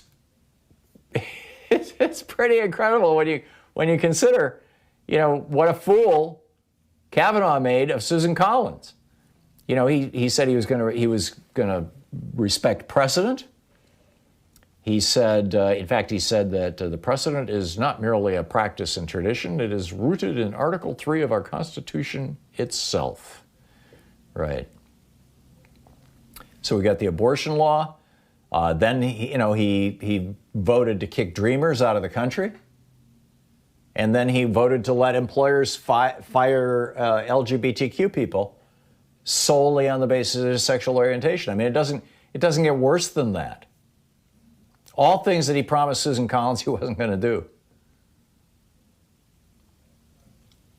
But the bottom line here is Donald Trump is overseeing the dismantling of our government and the replacement now of 200 judges on the federal bench and the construction of a hardcore right-wing, I would say fascistic, as in merger of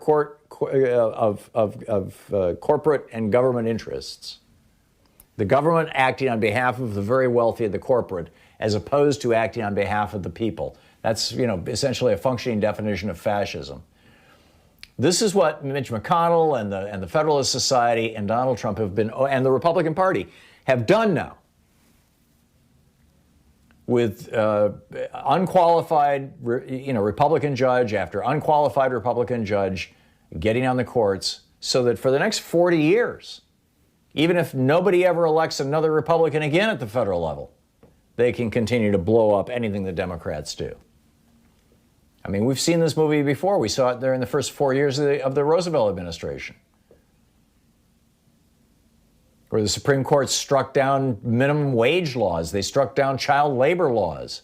It wasn't until they were fixing to strike down the Social Security Act that finally, public pressure changed things.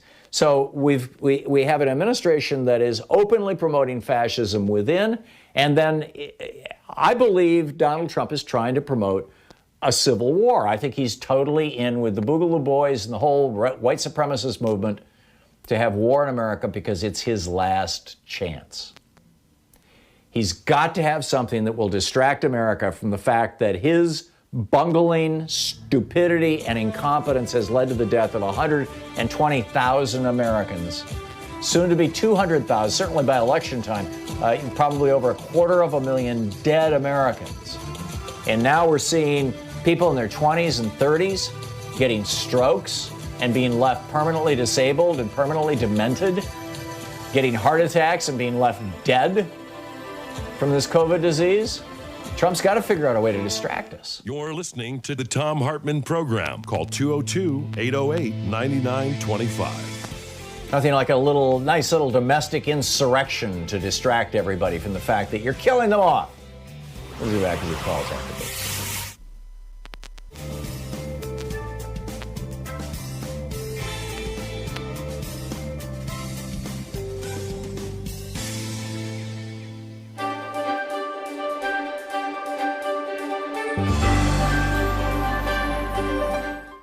Today we're reading The Shadow President, The Truth About Mike Pence by Michael D'Antonio. This is from the first chapter. For decades, Pence had presented himself as a humble servant who could be entrusted with power because he was at heart a mild-mannered Midwesterner. Friends and foes alike said his major character trait was extreme niceness. When given the opportunity, Pence described himself as a true Hoosier, son of Indiana, who was a Christian, a conservative, and a Republican in that order. This is how he had introduced himself to the country at the Republican National Convention 6 months earlier. The list contrasted with the usual pledge politicians make to put country first. This is what President Obama did after the 2016 election when he said, "We are not Democrats first, we are not Republicans first, we are Americans first." The vice president's self-declared identity revealed both his priorities and the source of his power. For 30 years, he had helped lead the Republican Party into a closer alliance with preachers who were turning evangelical Christianity from a religion into a political crusade that engaged in a culture war with non-believers. The aim of many was to destroy abortion rights, roll back the equality gained by gay citizens, and prepare the nation for the second coming of Christ. Pence and others used martial metaphors and considered themselves warriors of the Christian right, both besieged and called upon to fight. Quote, "Those who would have us ignore the battle being fought over life, marriage, and religious liberty have forgotten the lessons of history," said Pence in 2010. "America's darkest moments have come when economic arguments trumped moral principles." Pence's allies in his war included hugely wealthy donors who, despite their vast wealth accumulated at a time of historic inequality, also posed as victims. As libertarians in the mold of Ayn Rand's cardboard characters, they felt inhibited in the pursuit of even greater riches by a government that imposed foolish regulations and would redistribute their wealth to the supposedly indolent poor.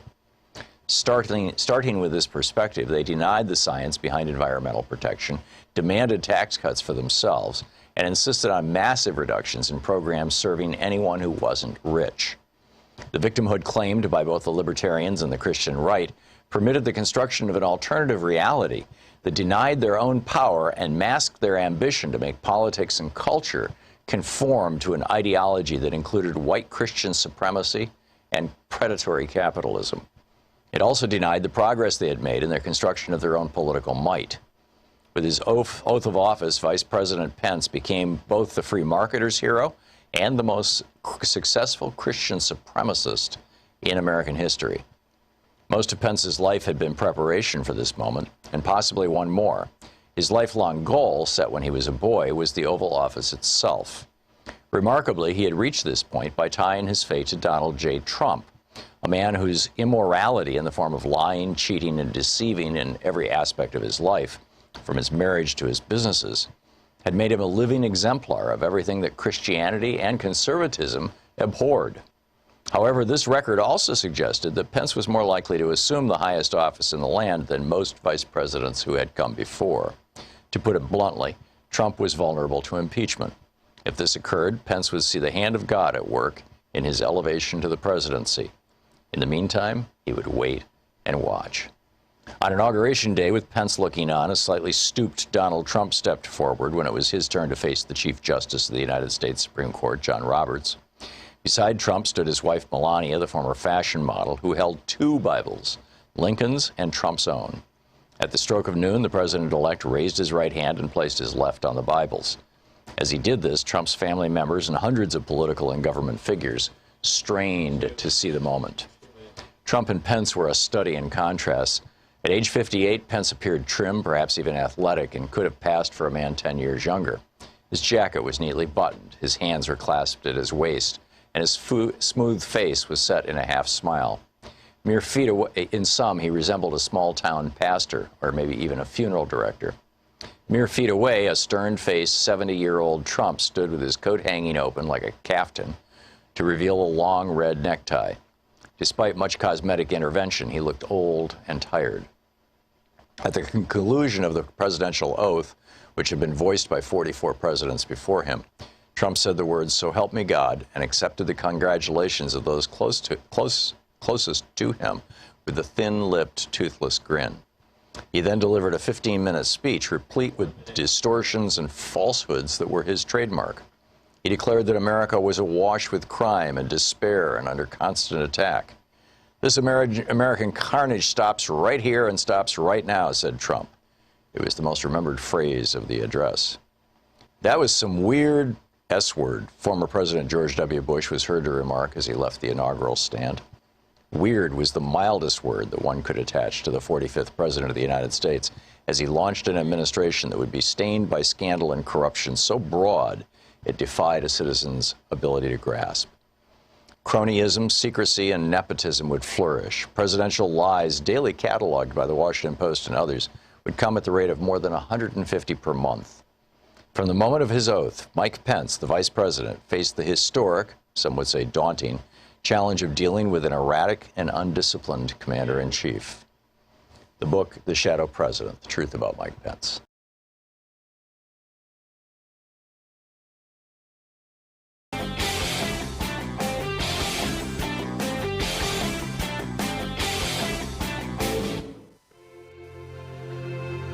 On the Science Revolution this week, Dr. Michael Mann with the Earth Systems Science Center at Penn State University is here on the impact of the Arctic hitting a whopping 100.4 degrees Fahrenheit, the hottest temperature on record for the Arctic. Should we be worried? Professor Jeffrey D. Sachs drops by on COVID-19 reversing globalization. And the Toxics Program advocate with U.S. Public Interest Research Group, Danielle Melgar, is on the show. Why are we ignoring rocket fuel in our drinking water? Tune in wherever fine podcasts are available.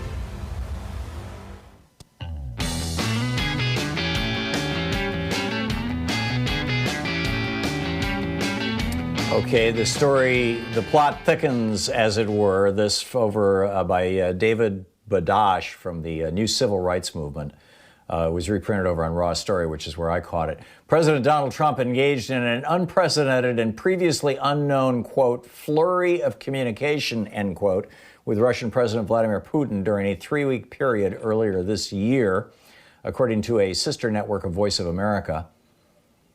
Radio Free Europe, Radio Liberty. This is probably going to be the last time they report this kind of stuff now that Trump has taken over the Voice of America.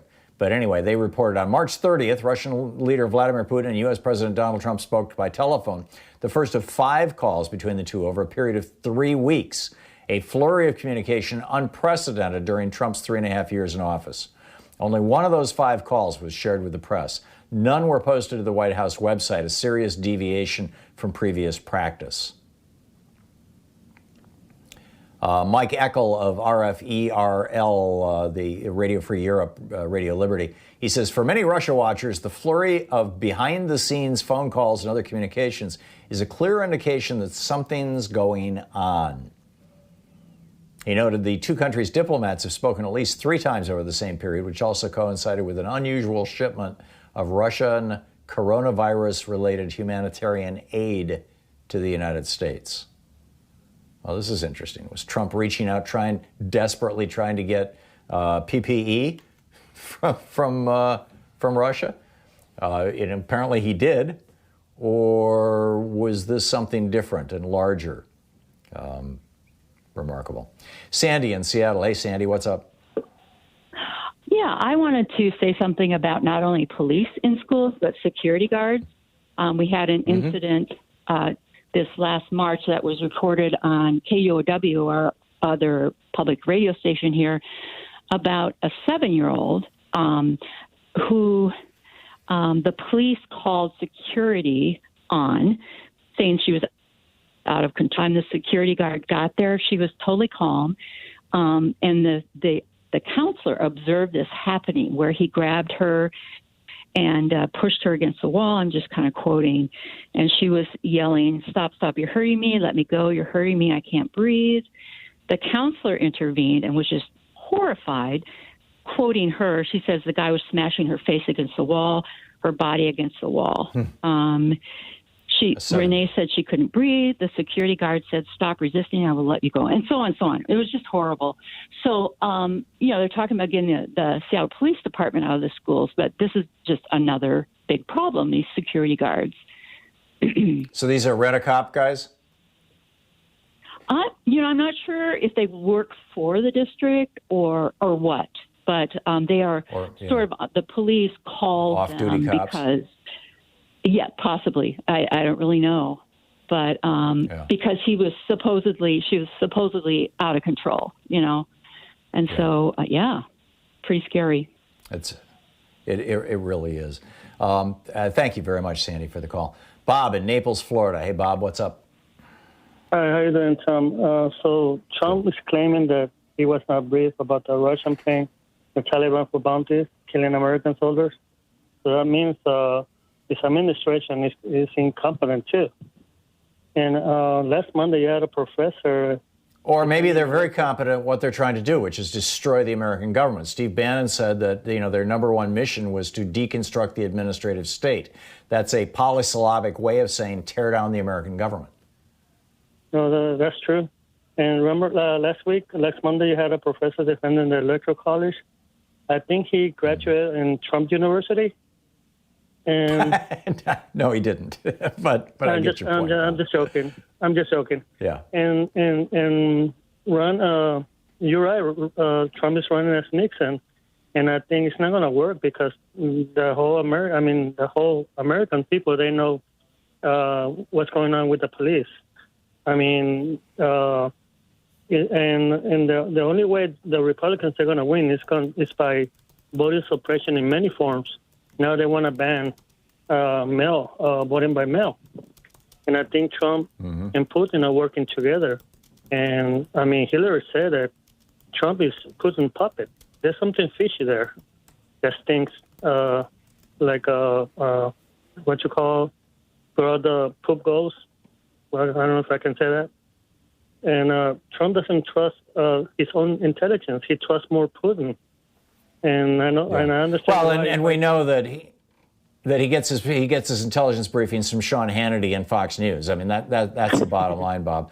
And it's just it's a terrible thing. Bob, thanks for the call. Tim in Los Angeles. Hey, Tim, what's up? Brats. That's all they are, is a bunch of brats. And he's the brat in chief. And I'm so tired of everybody trying to break down and analyze this man. He's a total waste of time. He drains us.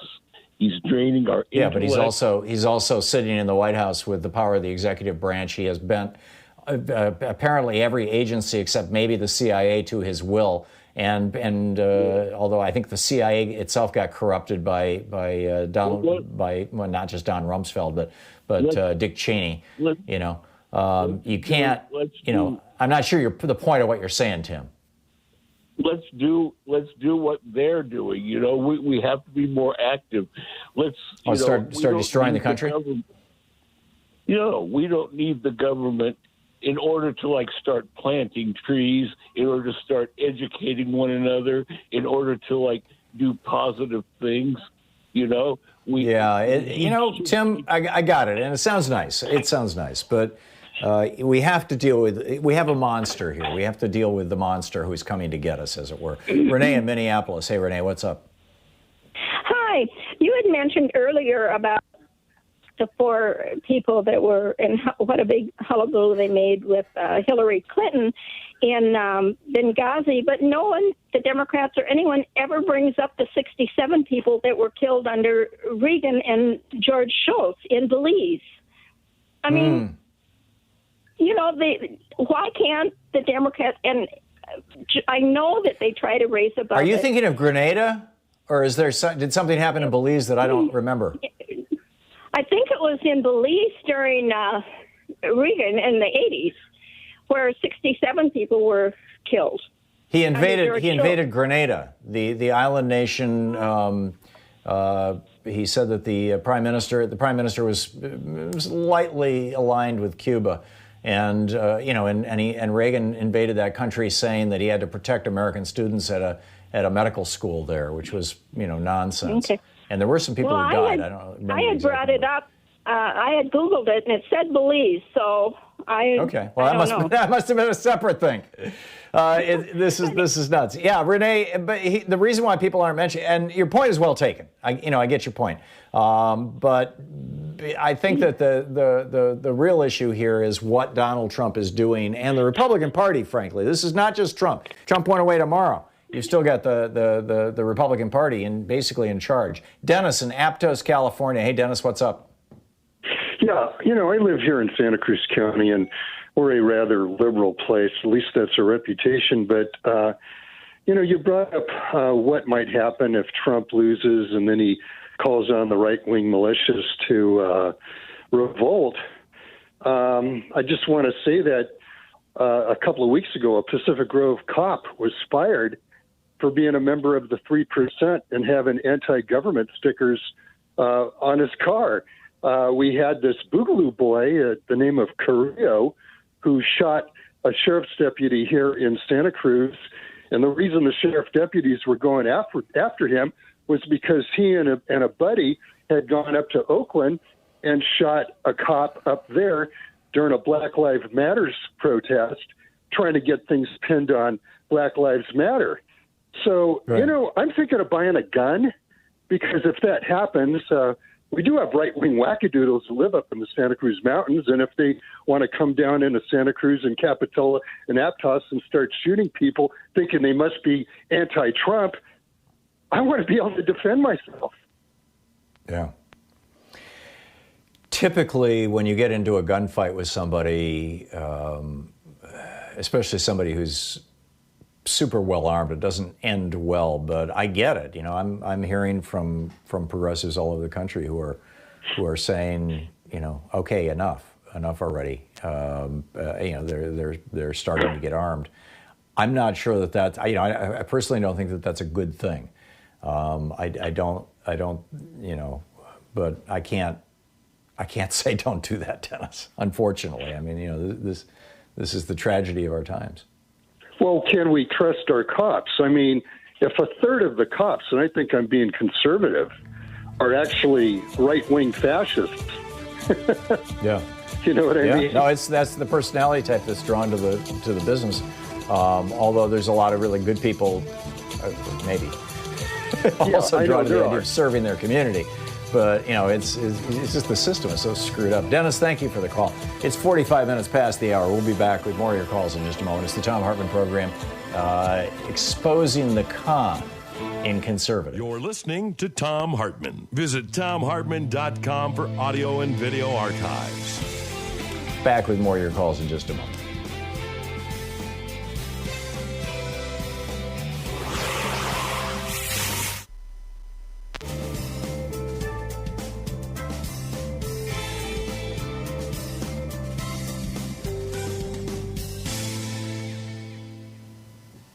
And welcome back. Judy, there we go. Judy in Denver. Hey, Judy, what's up? Hi. I just want to remind everybody that the United States invaded Afghanistan, Iraq, Libya, Syria, Yemen, basically tried to overthrow the Yemeni government. We're bombing 7 to 9 countries all the time now, have been for years. We are exceptional at killing and destruction, and it just horrifies me that it is ignored because nobody talks about it. But we've killed millions of civilians in all these countries. We're still trying to overthrow the Venezuelan government. We overthrew the Bolivian government, a democracy, frankly. They came out finally and said that the election was a legitimate election. There was no fraud. They came out. Right. The OPCW, there were 4 whistleblowers that came out and talked about the chemical attacks that were a sham in Syria. They were all set up and were not real. So we are being lied to constantly. The CIA helped lie us into invasion of Iraq. So I want proof of Russia paying the Taliban. When we pay Al Qaeda, Al Nusra, even we've helped the Islamic State with weapons and with invasions. The United States helped overthrow the government of Ukraine. Excuse me. So we do not have clean hands or the moral upper hand over Russia. I don't think anybody is asserting that we do, Judy. No, I have not heard that assertion from anybody. And I don't even think it's implicit in this. The bottom line here is not, is America good and, or is America evil and Russia good? The bottom line question here is Donald Trump as president doing what he can to protect American citizens, particularly those in our military? I agree with your analysis of, America's role in the world.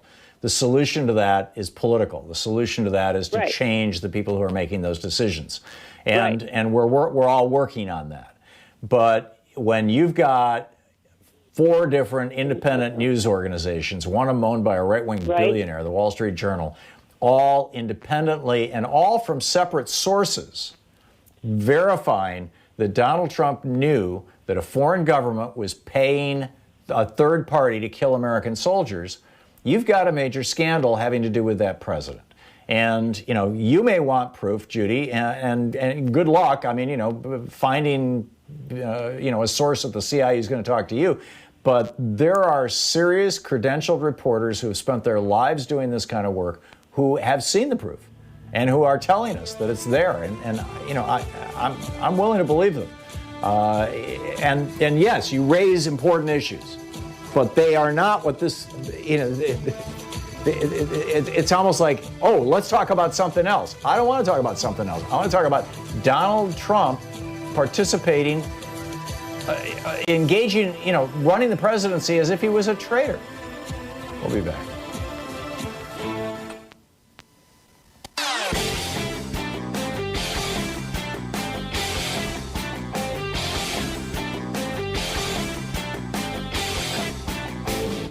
Hey, we're putting together a series of American history books.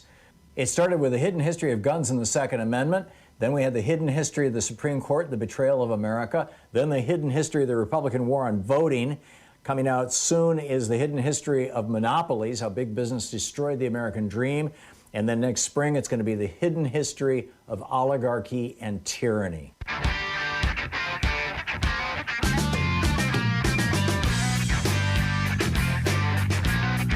Oh, this is interesting. Fox News abandons vehicle in Seattle protest zone after hitting black man.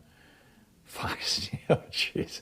They are trying so hard, to turn the CHOP, the Capitol Hill area in Seattle into some sort of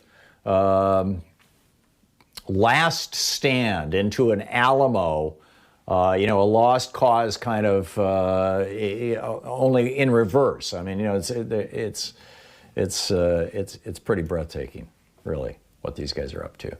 Paul in Woodinville, Washington. Hey, Paul, what's up? Yeah, that's funny, Tom. That's basically Capitol Hill every day. If it wasn't for the times we're in, people wouldn't really be, that's kind of like, I don't know what the big deal is, but about that. But yeah, they're really having fun with that. The people ought to just hang around, go down to the market, get a fish, have them throw a fish at you, and then bring it up to Capitol Hill and have a good time. It's just too funny. Apparently. Well, apparently the thing that has got Fox News and the cops all flipped out is that there's an empty police substation there now that the people have essentially taken over. Yeah, no. As you know. But that's not what you called about. No, I called about the situation with Russia putting bounty on the heads of U.S. military service men and women. I'm astonished that all of the talking heads yesterday have soft pedaled this, and they don't want to say the words. This is a war crime. You cannot personalize killing in war. And the other thing is, why the hell is Russia in it? Apparently, Russia's at war with us because they have no business in the Afghan theater. That's at least as far as we knew. They're not participants, but apparently they are. But well, we had, in the 60s and 70s, you had the old Soviet Union and China both, supporting the North Vietnamese, too. This is not new. arguably. Well, wait a minute. There's a distinction here. And the previous caller was saying, we supported the Taliban. Funding another group is not the same as personalizing a kill with a bounty. Because the problem with that is why it's personalized, just as bad as torture, is that theoretically the soldier cannot surrender in the battlefield. Because if you have a price on your head, oh, good, you're surrendering. I'll just shoot you. There, I get money for that. I get $500,000 for shooting you rather than taking. They don't want prisoners. They want dead. That's what the bounty is. So you're supposed to be able to say, I'm just a lieutenant or a sergeant or whatever my rank is, my name, rank, my serial number, out on this battlefield, and I represent, whatever country, the United States of America. To put a personal bounty on that person's head, or just to say we're collecting pelts, that's a war crime. And I don't care if Donald Trump knew about it or didn't. We're also being faked out, following the fake on the question, what the hell are you going to do about it now? This deserves severe, immediate action. Not sitting around going, well, did he know about it or didn't he know about it? Okay, he knows about it now. We all know about it. What are you going to do about it? And the answer is nothing. You know what? We take insult after insult upon insult after daily egregious injury from this administration.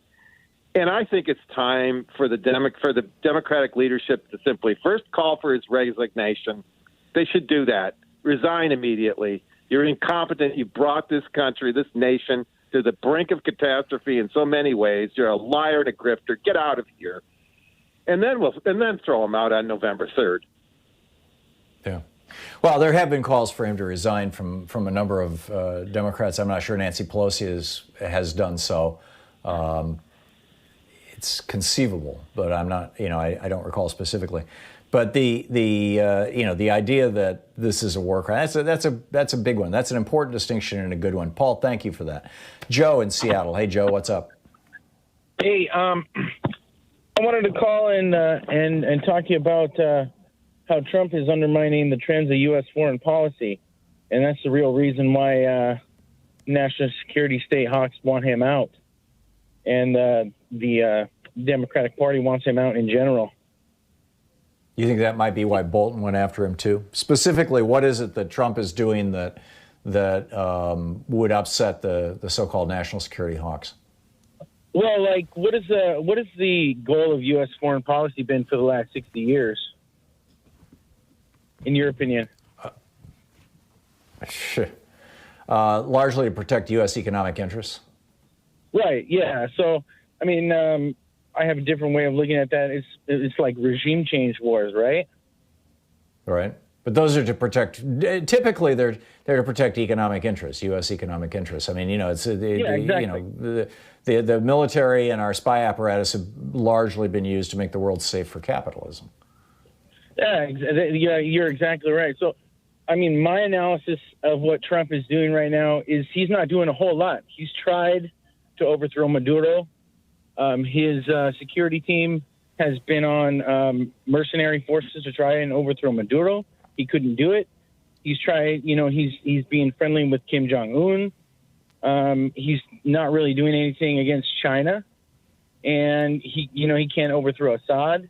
In my opinion, he's like a weak imperialist, And so, yeah, I get that. So you're suggesting that people like Bolton are opposed to Trump because he's ineffective at starting wars? Yeah, because he's ineffective at getting the job of regime change done. Regime change specifically where? In Iran? Iran. Yeah. Well, I mean, they killed the general in Iran. They tried to do that, but he's been unsuccessful in trying to overthrow these democratically elected governments. Yeah. So they need a guy in there that's going to get the job done. That's interesting. Let me think about that, Joe. Let me ponder that. That's an interesting analysis. Fascinating. We'll be back with more of the program and of the news of the day and your calls in just a moment. It's the Thom Hartmann Program, your media support group for We the People. Where is this all going to end? And do you agree with me that Donald Trump is trying to start a civil war, that it's moved that far, that this might be part of his electoral strategy? You're listening to Thom Hartmann.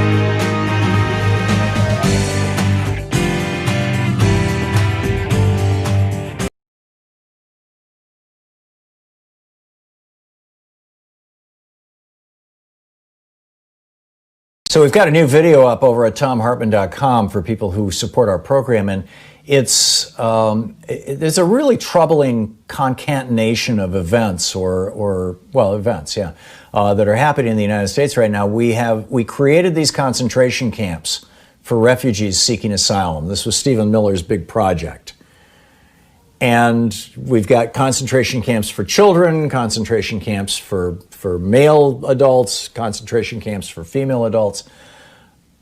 And now we've got this virus sweeping through the United States, and people are starting to die in these concentration camps, which has provoked ICE or whoever's running them to deport hundreds of the children back to the countries that they came from without their parents, which is mind-boggling, and in many cases carrying disease. This is serious stuff, and we need to be talking about it. The new video is over at thomhartmann.com.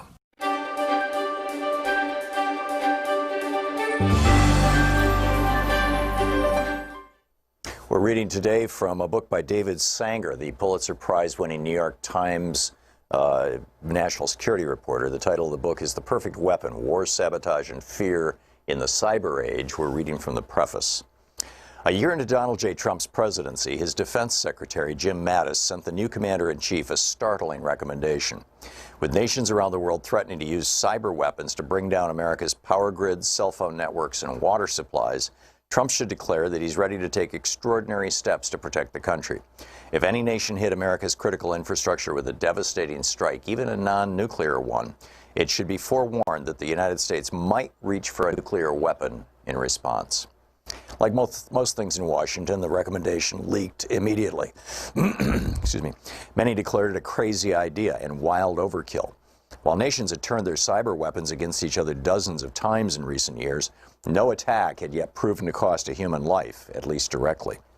Not the American attacks on Iran's and North Korea's weapon programs, not the North Korean attacks on American banks, a famed Hollywood studio, and the British healthcare system, not the Russian attacks in Ukraine, Europe, and then at the core of American democracy.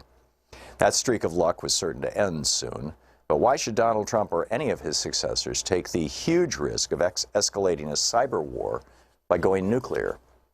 The Pentagon's recommendation, it turned out, was the prelude to other proposals delivered to a president who values toughness and America first to use the nation's powerful cyber weapons far more aggressively. But it was also a reminder of how quickly the fear of devastating cyber attacks has moved from the stuff of science fiction and die-hard movies to the center of American defense strategy. Just over a decade before, in 2007, cyber attacks were missing entirely from the global threat assessment that intelligence agencies prepare each year for Congress.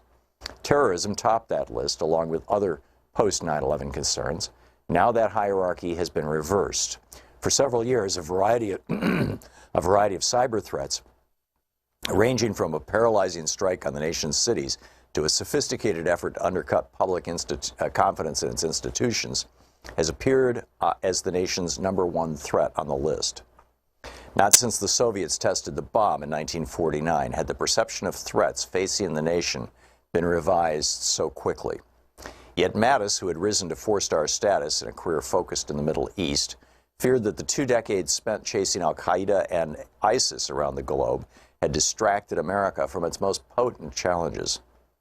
Great power competition, not terrorism, is now the primary focus of U.S. national security, he said in early 2018. America's, quote, competitive edge has eroded in every domain of warfare, including the newest one, cyberspace.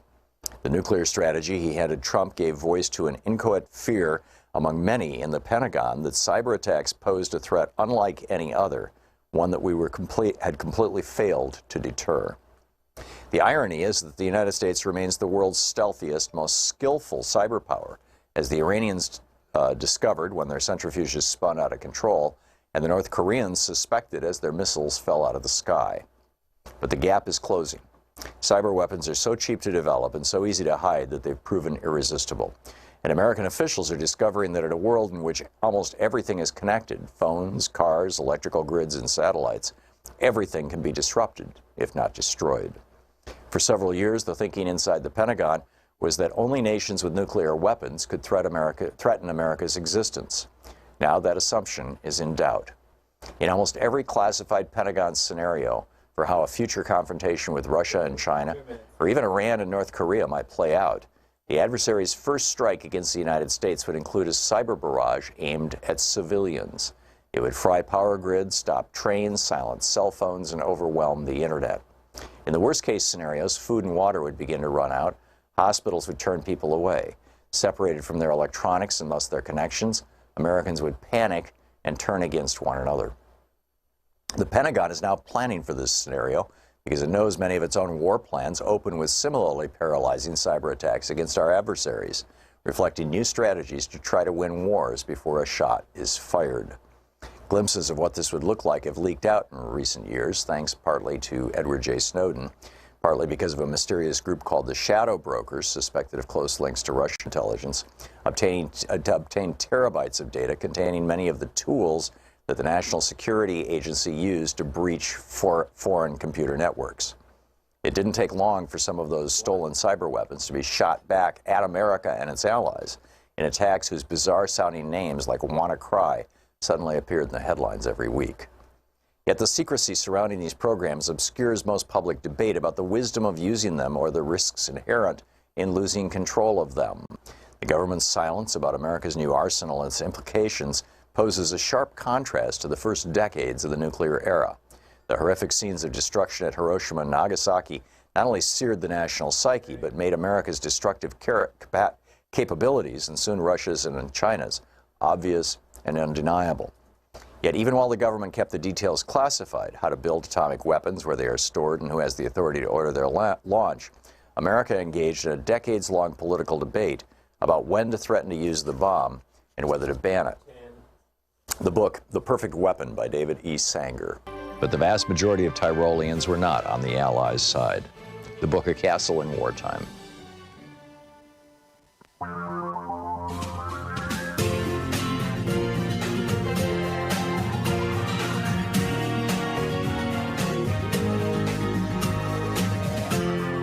This is the Thom Hartmann Program.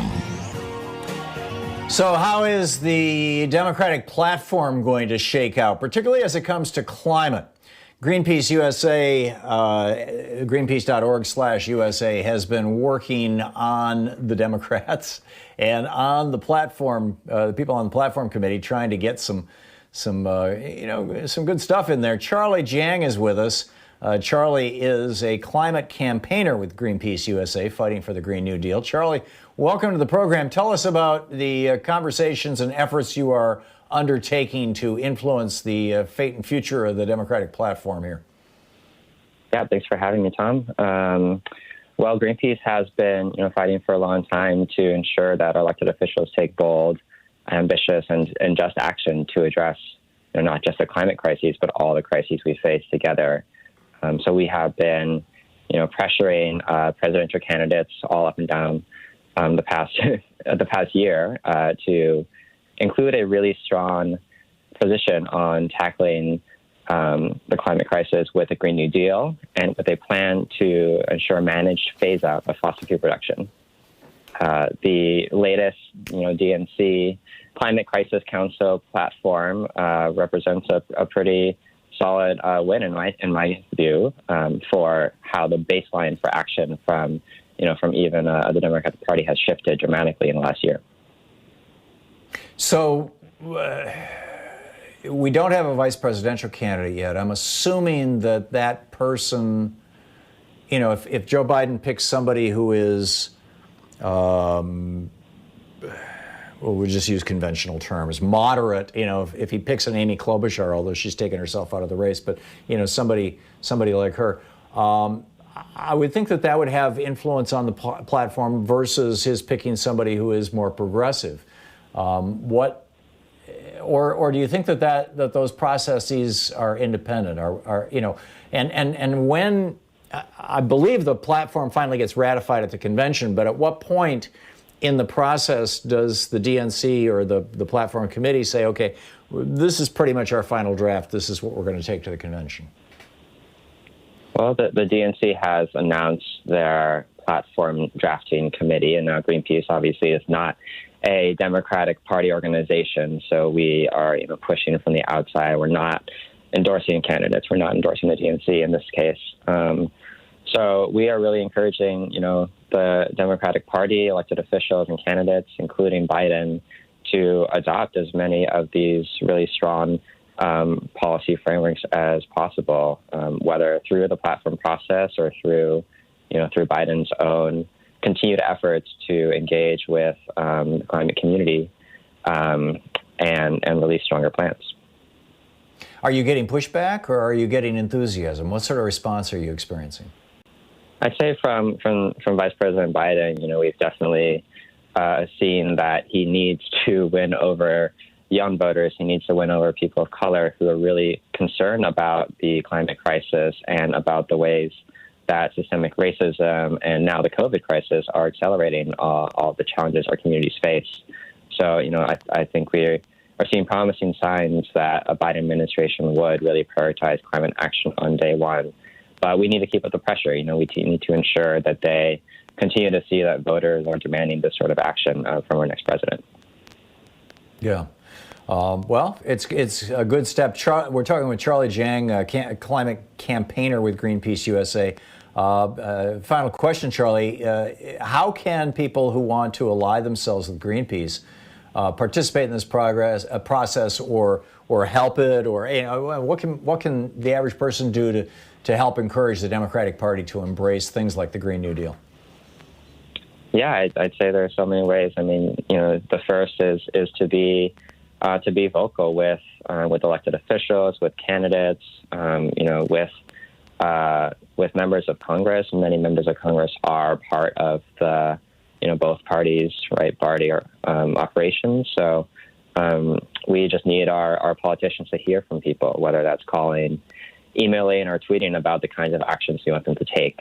And of course, making sure that we get everyone to the polls in November, or ensure everyone can vote safely by mail. We're going to need to continue to, make our voices heard, both in the public forums that we have available to us and at the ballot box.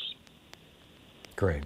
Charlie Jiang, a climate campaigner with Greenpeace USA. Greenpeace.org/USA is the website. Charlie's Twitter handle is CharlieeyJ12. Do I have that right, Charlie? That's right. Yeah, and Greenpeace USA, at Greenpeace USA as well. Charlie, great talking with you. Thank you so much for dropping by today. Thanks so much for having me. Yeah, it's my pleasure. Charlie Jiang with Greenpeace USA. And Greenpeace, of course, just one of the great organizations, one of the, really all-American organizations. David in Hawley, Missouri. Hey, David, what's on your mind today? Hey, thanks, Tom, for taking my call. I'm sorry to be off message, but I've heard you talk about this so much that why not Article 1, Congress, since they can regulate the courts, start defunding them like the Republicans do to all the programs, just because, they're so bloated. Don't they just have like a blank check? No, they don't. And the courts, the courts' budgets are relatively modest. As far as I know, it's not like the military-industrial complex or the Pentagon. And the problem with defunding the courts is that, probably about half of the people on the federal bench are, decent, reasonable people. And then we've got these 200, fools who Donald Trump and Mitch McConnell and the Federalist Society got on the bench. I don't think defunding them is the way to do it. Keep thinking though. It's like, it's a start. We got to, how are we going to respond to these people? Paul in Benton, Pennsylvania. Hey, Paul, what's up? Yeah, how you doing, Tom? A lady called earlier and she was talking about police and schools and that sort of thing. Mm-hmm. And, I was thinking of, I grew up in the 60s and 70s and everything. We're, in the same age bracket. I remember when cops, they looked like cops, the uniforms and everything else, and they were trained to be peace officers. They weren't trained to be stormtroopers. They weren't equipped like stormtroopers. And, if you train a cop to, train them like a stormtrooper and equip them that way, and they look that way, they're going to act that way. And, I know a lot of cops that, on the force 20-some years never fired a service revolver, but, they all delivered a few babies in their time. They were trained to do that. And I think somehow, Paul, this is the point that I made. This is the point that I made earlier with our guest, is that people say, well, how should reformed policing look? What would it look like if we were to actually reform policing? And I would say, go to any white suburb in America. That's what it would look like. The only time the police show up is if there's a genuine crisis. Somebody's house being broken into or their car stolen or something. Although here in Portland, they don't even respond to car stolen things anymore. One of my kids had her car stolen, and the police were like, "Oh, we don't do that anymore." But they will show up in the streets to beat up protesters. It's just arguably there has always been a time in America where we've had rational policing, and that's been in white neighborhoods, where the police have treated people with deference and respect, and we don't just need to extend that across the board. But that's a reasonable starting point, I think, is to say, let's go back to cops being cops the way they were to white people, to everybody. Yeah, definitely. Making sense, Paul? Yeah, definitely. Okay, Paul, thanks a lot for the call. This is sometimes when you look at complex situations like policing in America, you really can, boil them down. We know what reasonable policing looks like. White people know what reasonable policing looks like. Black people know what unreasonable policing looks like. Let's fix this situation. We'll be back. This is the Thom Hartmann Program. 15 minutes past the hour. Stick around.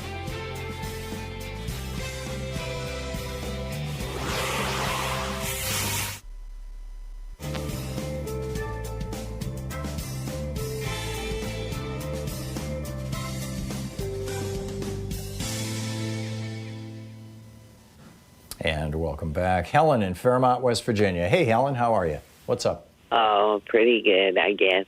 How are you? I'm fine. How are you doing? What's on your mind? Thanks for taking my call. First of all, Susan Collins, to me, she reminds me, I think she made the comment she hoped Donald Trump learned his lesson. Well, the only way Donald Trump... She didn't say she hoped. I think she said that she thought that he had learned his lesson. Yeah, well, he never will. But no. She reminds me of those men around the table eating those gummy bears with kids' voices, Have you seen that commercial? I have not. I'm sorry. Well, they have those little kids' voices. But she makes me very angry because, to me, she doesn't deserve to be a senator. And I suspect she's going to get replaced in November, Helen. She's polling really poorly in Maine. I hope Lisa Murkowski, she didn't come through. But if even a few Republicans had some guts, Trump wouldn't be in there now. And that's what makes me so angry. And Lindsey Graham makes me angry. He and his Benghazi crap. They all make me angry. I can't stand to look at them anymore. Yeah, and I'm with you, Helen. But we've got to, and thank you for the call. We've got to take that anger though and translate it into actual action, and that means making sure everybody you know is registered to vote and has, if you're in a state where you've got to request a mail-in ballot, it has one coming and knows it, and we'll be tracking it. Mark in Long Beach, California. Hey, Mark, what's on your mind today? Oh, Mr. Hartmann, first-time caller, and it's an honor to speak to you. I've been listening to you for 3 months, and I try and listen to you every single day. And I hope you like your governor, Kate Brown, because her brother used to be the governor of California. Oh, really? She's Jerry Brown's sister? Yes. Seriously? Yes. Wow, I had no idea. So her dad was the governor of California also.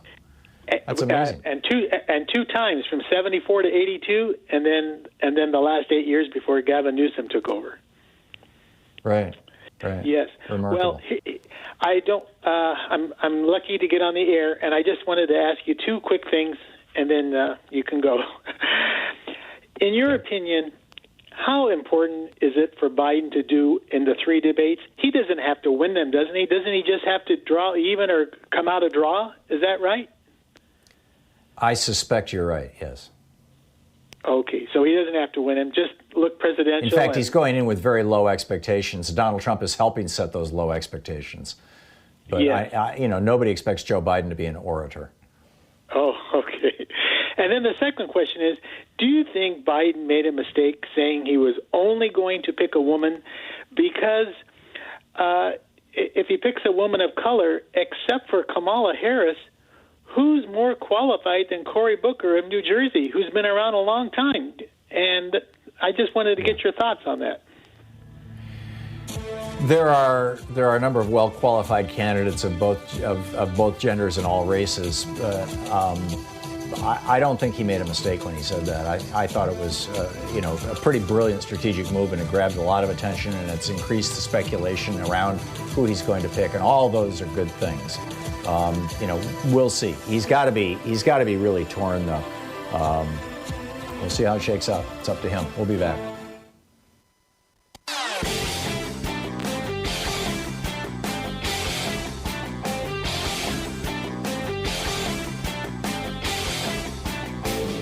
Our 1-hour free podcast recaps our show, and it's available wherever fine podcasts are found. And we have the full 3-hour podcast available over at thomhartmann.com if you want to really support our program.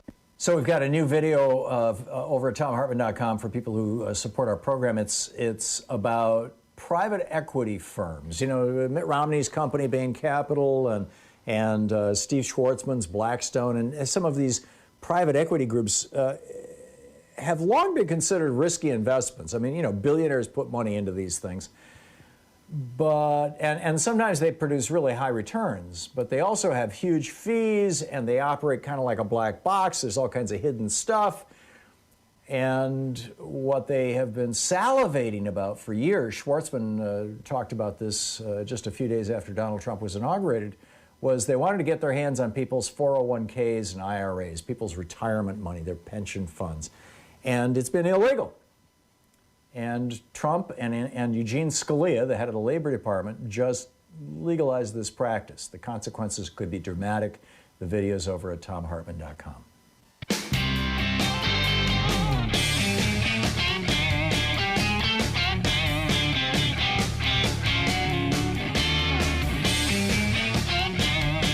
And welcome back. Thom Hartmann here with you. Louis in Los Lunas, New Mexico. Hey, Louis, what's on your mind today? Hey, you know what? I've been thinking to myself, this tyrant Trump guy, I have my suspicions. I think he might watch the results for the election results somewhere from outside of Washington, because I think this guy's got a plan to flee the country if he loses. I think he might could be. Pack up and leave. His wife and son both have dual citizenship, Slovenian and American. I don't think Donald Trump does, though, so they might be planning on leaving without him. He may. You had, the last 4th of July, or the 4th of July before last, you had a group of Republican senators who went and spent that 4th of July in Moscow. Maybe that's where he's going. I don't know, but Louis, I think you may be onto something. Thanks for the call. Kingsley in Charlotte, North Carolina. Hey, Kingsley, what's up? Oh, thanks for taking my call, Tom. What I want to share with you is a feeling. And I'll tell you what, I am most afraid of A.J. Barr. I'm more afraid of him than I am of Trump.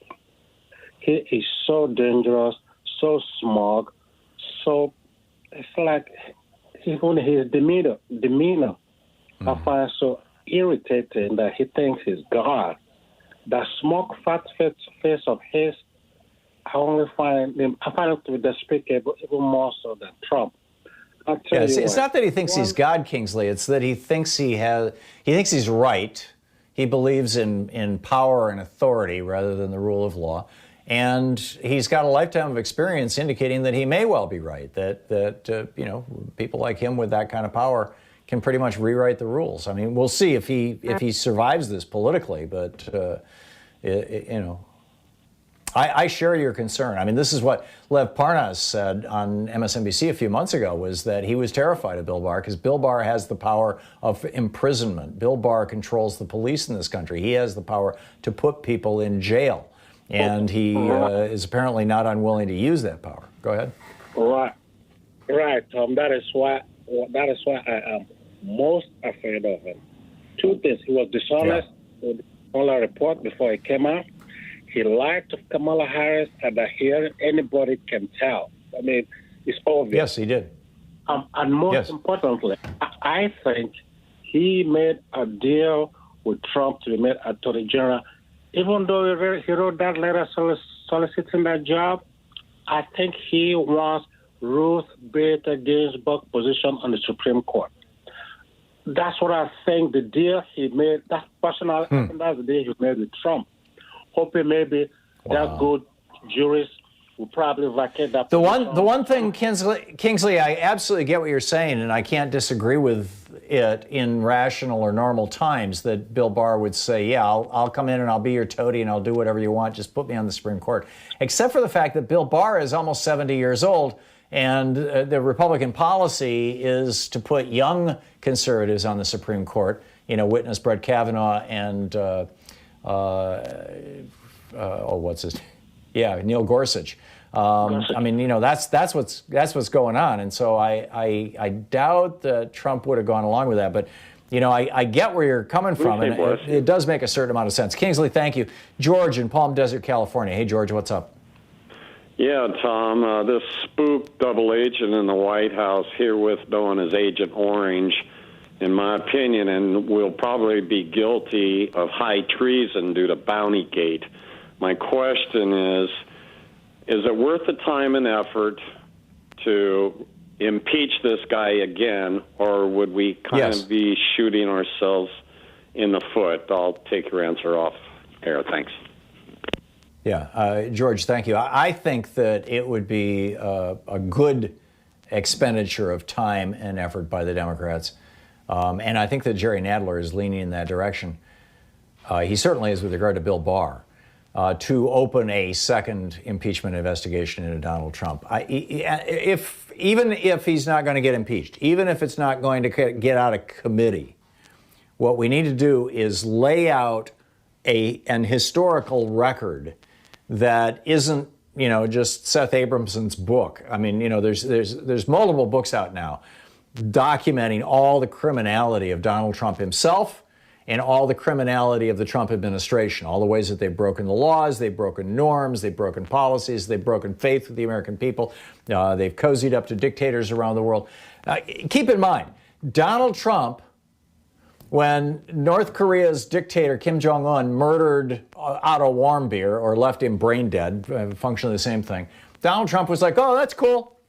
When Mohammed bin Salman, the head of the despot, tyrannical dictator of Saudi Arabia, murdered Jamal Khashoggi, Warmbier was a U.S. citizen, Khashoggi was a U.S. resident, another American or semi-American, Donald Trump was like, yeah, no big deal. And now you've got, Russia apparently paying to have killed at least, 4 or 5 American soldiers. And Trump is like, yeah, hey, look over there. There's black people over there. I mean, that's basically what Trump is doing. And I think that, frankly, if Congress was to open another impeachment hearing, we could at least get this stuff on the record for posterity. You're listening to the Thom Hartmann Program. Call 202-808-9925. Speaking the truth, the transnational corporations and the corporate media would really rather not, get into it all. We'll be right back.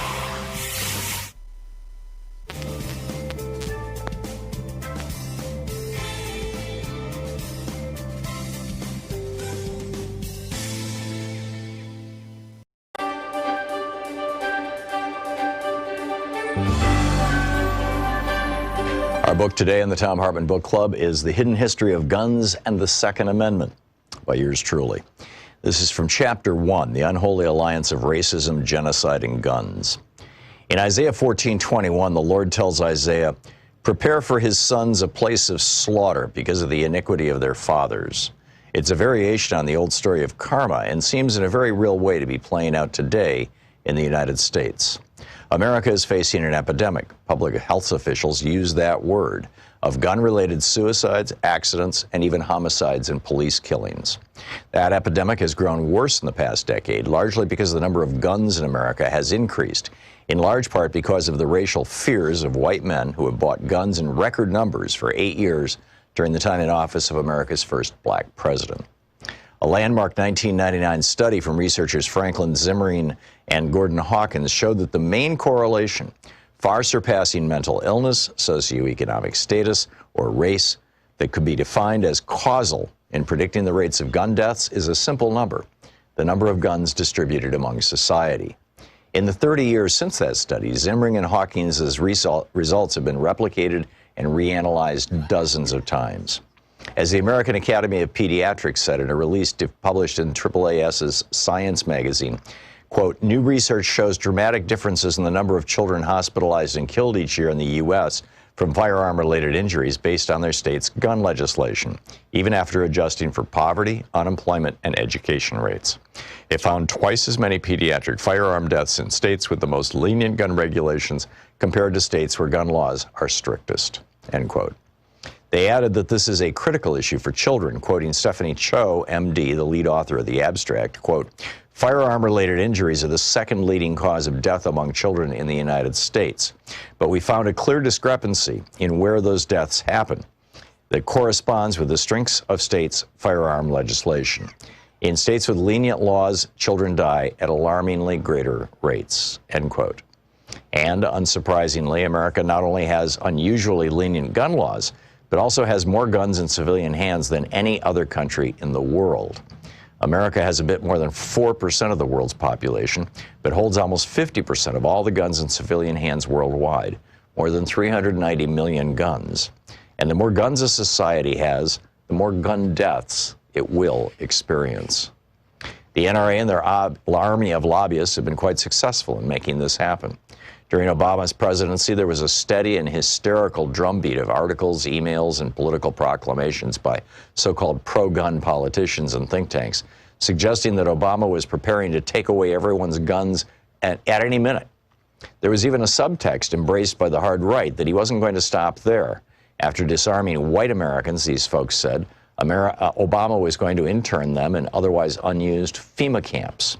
Flipped-out gun owners were repeatedly arrested during the Obama years trying to break into retired or temporarily vacant military facilities and toxic waste sites, looking for evidence to prove that Obama was, in fact, preparing the modern-day version of the World War II-era Japanese internment camps. White supremacy was the founding notion of this nation. White Europeans thought themselves so superior to the human beings they met here in 1492 that Columbus himself became the first North American slaver, shipping Taino Indians back to Spain as slaves to the royal family. A slave is as good as gold, Columbus wrote for the king and queen. Europeans in the Americas then stepped up that game into a hemisphere-wide campaign of racial genocide, pulling off the largest multi-generational mass murder in the history of the world. In the midst of that effort, they also created the legal mechanisms necessary to define and legally regulate slavery, and even built those systems into America's founding document, the Constitution. America was birthed in slavery and genocide, and both needed guns. It was the superior weaponry of guns that gave the European settlers a massive advantage over the bow and arrow-equipped Native Americans, and it was the raw power of widespread white ownership of guns in the South that propped up the institution of slavery for hundreds of years. Without guns, neither would have been possible, or at least neither would have been as easy as they were to pull off. And now, after centuries of guns being used to kill off and keep down people of color in America, those same guns are creating a terrifying epidemic of gun-facilitated violence, from public schools to private homes and public concerts. It's enough to make one think that Isaiah was onto something. Chapter 2, The Sanitized History of America. The United States' expansion and conquest in the late 18th century through the 19th century and into the 20th century is a history written by white men, inked in the blood of Native Americans, and built on the broken and bloody backs of enslaved people brought here from Africa. From 1791, when the Bill of Rights went into effect, until the end of the Civil War, the Second Amendment protected the rights only of white men to own guns. This is simply because until the ratification of the 14th Amendment, states determined who was recognized as a person protected under the Constitution. Initially, in most states, that meant that white men who owned land and paid taxes were the only people considered full citizens under the Constitution. In the South, white men with guns formed slave patrols to control slaves and formed posses to hunt escaped slaves. The book, The Hidden History of Guns and the Second Amendment.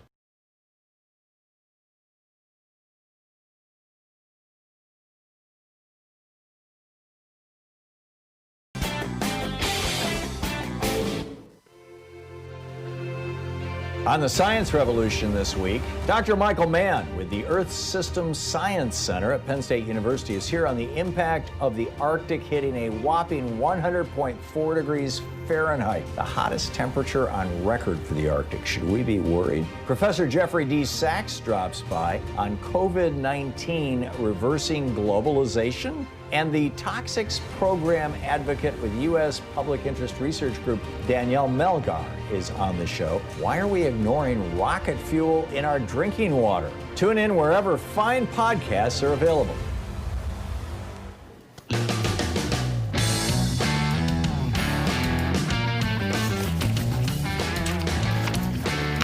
Welcome back. Thom Hartmann here with you. Just a couple of corrections. Somebody earlier called in and said that Oregon's Governor Kate Brown was the brother of the former governor of California, Jerry Brown. Not true.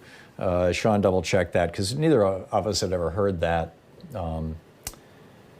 Just because somebody calls into a radio show and says something doesn't mean it's a fact. And so, you know, we try to double-check these things. And earlier, a caller called in and said, where's the effect of, if Donald Trump drops out of the Republican race, what happens? And I kind of dismissed, I did dismiss, out of hand. I just said, no, he's not going to drop out. That's not Donald Trump. And then I said, but, he has, backed down or run away with his tail between his legs, like, with his 5 or 6 bankruptcies. So maybe, I don't know, just thinking about it. But there are a couple of reports, they're using the word fragile. Republican operatives saying that Donald Trump's mood right now is fragile. And as I pointed out yesterday, Fox News was speculating, Trump may decide not to run for re-election. Well, if he decides not to run for re-election and the Republican primaries are essentially all over, are all done, how does that work? Who decides who's going to be the party's nominee? I believe it would be the RNC, the Republican National Committee. And I believe that they would make that decision probably at their convention this year in North Carolina, in Charlotte.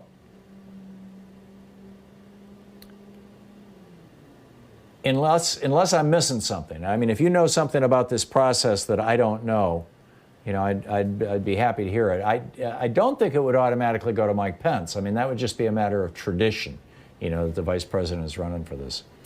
So, I don't know, it's interesting. Israel in San Juan, Puerto Rico. Hey, Israel, what's up? Yes, good afternoon. My name is Yusuf Roman, and I'm calling from Puerto Rico. We have been fighting for the last 102 years against the imperialism of the United States in our nation. They came here, they invaded Puerto Rico in 1998, and then after that, they make us a citizen of the United States to use our men and women in the aggression war against the humanity.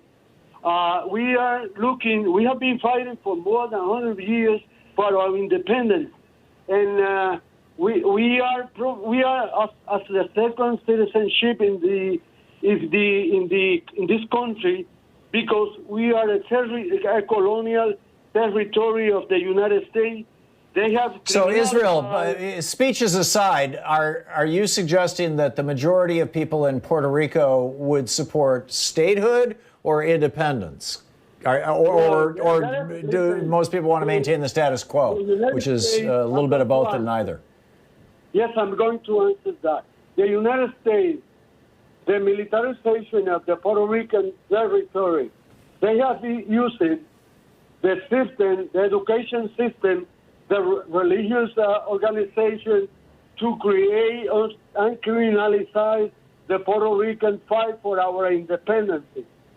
We are no enemy to the United States, but we are part of Latin American territory. We are Latin. They are criminalized. Okay, I got it. Israel, thank you very much for the call. Jeff in Denver. Hey, Jeff, what's on your mind today? Hey, Tom, got to put the lawyer hat on, or at least find somebody who is a lawyer, I'd like to think. So I've always known the notion that, free speech is protected, that, or at least the First Amendment has protected a lot of what the media exist under, up until the point of the person yelling fire in a crowded theater. I would pose to you at this point, looking at especially Fox News, could you make the case that somebody is yelling fire in a crowded theater with just multiple upon multiple examples of it? And, if this was to be acted upon, I guess, who would be the one acting on it? Well, that's a good question. Yesterday, the Washington Post reported that, and in fact, I should have printed that out and ranted about it today. The Washington Post was reporting yesterday that a good, solid study, now there have been a couple that implied this, but now they've actually got the numbers, proves that people who principally get their news from Fox News, Fox so-called news, or right-wing hate radio are less likely to take COVID-19 seriously and thus more likely to get infected and thus more likely to cause themselves or people around them to die. So, I mean, there was a lawsuit against Fox News about this a while ago. It got dismissed, I believe, for lack of standing. But I think that you're right, Jeff. I think that, Fox News is yelling fire in a crowded theater. Who's going to do something about this? Well, somebody's already tried using the courts. Maybe it was just an imperfect try. I have not read any of the court filings on that case, but I'm guessing that there's going to be more coming down the road. Barbara in Champaign, Illinois. Hey, Barbara, what's up? Hi. A long time ago, a friend told me that we wouldn't have enough doctors if we gave everybody health care. And I said, don't worry about it. They would turn up. Well, I'm thinking about people that don't want to be held accountable if they shoot people, the ones that want to be policemen. And I'm thinking that Ron Davis said that we can't put a law into effect. The Democrats want to put one in that would make people accountable for killing people. And he says we can't do that because then nobody would go into the police. Well, my idea is we don't want those people in the police if they think killing people is all right. So I wish somebody would say something to him because he doesn't. Who said that if you restrain the police, nobody's going to want to be a cop? On Capital Connection, he made that comment on Capital Connection at WCIA here broadcast on Sunday. I see. Okay, I don't know anything about him or who he is, but your point is well taken, Barbara, and I agree. We don't want the police department to be the place where people who have sociopathic killer tendencies find gainful employment, right? I mean, it just simply should not be. Kim in Sarasota, Florida. Hey, Kim, what's up? Hey, Tom. I wanted to talk about... are you still there? I am. Are you? Apparently Kim is not there, still there. Okay, let's try Gregory in Islington, South Carolina. Hey, Gregory, what's up? Hey, Tom. Earlier, someone called about loss of life under Reagan administration in Belize. Mm-hmm. Do you recall that? I do. If so, I hope you can hear me. It turned out that it turned out that it's actually a truck bomb of in Beirut of 241 service individuals, which, from my recollection, was swept under the rug. Reagan pretty much rolled up tent and left town. I don't recall the Republicans or the Democrats saying boo about it, nor the hearing anything from the the survivors, meaning not the survivors, but the relatives of the lost servicemen. Yeah, if Republicans want to get all hysterical about 4 people dying in Benghazi, then it might be a good idea to bring up Reagan and Lebanon. But the fact of the matter is, I think a lot of people today don't even remember that. They're not old enough to remember it. Number one. Number two, the circumstances, in particular, the circumstances with Russia paying these bounties, the so-called bounty gate. This is really a very separate and different and separate thing, and I think it needs to be kept in its own package or box or whatever, particularly as increasing verification comes out. And I think one of the things that we need to hear from the Kremlin, which has denied that they had anything to do with this, is that they are investigating it too. If this is not done with approval of the Kremlin, then Russia's got a problem. And, if some lower level functionary said, oh, yeah, sure, let's just pass out money for killing Americans, then President Putin's got a problem. And on the other hand, of course, if it came from the Kremlin itself, then we have a problem in as much as we've got we're trying. Trump's whole sales pitch, which I don't disagree with altogether, has been let's try to have a reasonable relationship with Russia. I think that's a good idea, right? We're the 2 most nuclear armed countries in the world. Russia's a major world power. We should have a good relationship with them. It doesn't mean that we shouldn't continue to, advocate for things like democratic reforms, et cetera, et cetera. But if this came out of the Kremlin, then we've got a real problem with that relationship, and it's something that should be examined, independent of what might have happened with Benghazi or Beirut or anything else. 45 minutes past the hour. We'll be back with more. You're listening to Thom Hartmann. Visit ThomHartmann.com for audio and video archives. Talk media for the sane among us. Yes, there's some of us still here.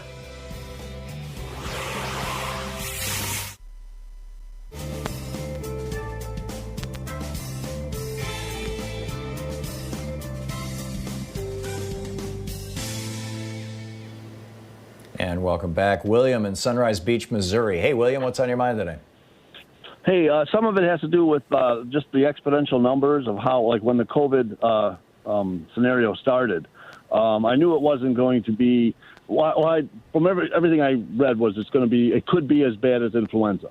And that was pretty bad. And what some people don't understand is the exponential numbers. If you just do the simple, you ever do the penny? On the first day of the month, save a penny, then 2 cents, then 4 cents, then 8 cents, then 16.32. Right. Have you ever done that? You got more money than the entire planet on the end of the month. Yeah. Yeah. By the 30th year, a billionaire would have a hard time keeping up with it. But the other thing I want to know is who could have given Trump the War Powers Act? Does that have to go through Congress? What do you mean? The War Powers Act is the name of a piece of legislation that did go through Congress. Okay, then he could have. Did he have at any time? Did he have the power to say, "I want you to make these masks and I want you to make those ventilators"? Just order it. Oh, you're talking the Defense Production Act. The Defense Production Act authorizes the president, in time of a national emergency, to direct American business, as long as the businesses don't lose money doing it, to direct American businesses to produce things for the war effort. And it goes back to World War II. And it's a power that the executive branch, that the president has. In time of emergency, and he's declared a state of national emergency. He did that back in the second week of March, as I recall. So he's only used it though once, as far as I know, and that was to get 3M to make more masks that they were already making, or maybe he also used it with GM. I'm not sure. Yeah. In my opinion, I didn't think. I thought he was negotiating with them too much and just tell them we really have to ramp this up. Because I don't think the amount of nurses and people that died on the front shouldn't have happened. We've had 600 doctors and nurses die so far, more than 600. Yeah. I mean, that's a disgrace. I know. And I know we couldn't prevent them all, but we should have. It should have been in less than 100 or less than 20 or something like that. There's no way. It should have been 0. I mean, there are countries. Let us remember, Taiwan, South Korea, Australia, New Zealand, Norway. In Germany now, I mean, they're not having healthcare professionals die. And when you look at the total number of people who have died in many of those countries, it's fewer than a few dozen. I mean, this is a controllable virus if a government will simply, pay attention to it. Only 3,000 people died in all of China. China's got 1 billion people, 3 times our population. People say, oh, America's got 335 million people, therefore. No, come on. The European Union collectively has 800 million people, and our numbers have eclipsed them. We are now 1/4 of the world's deaths.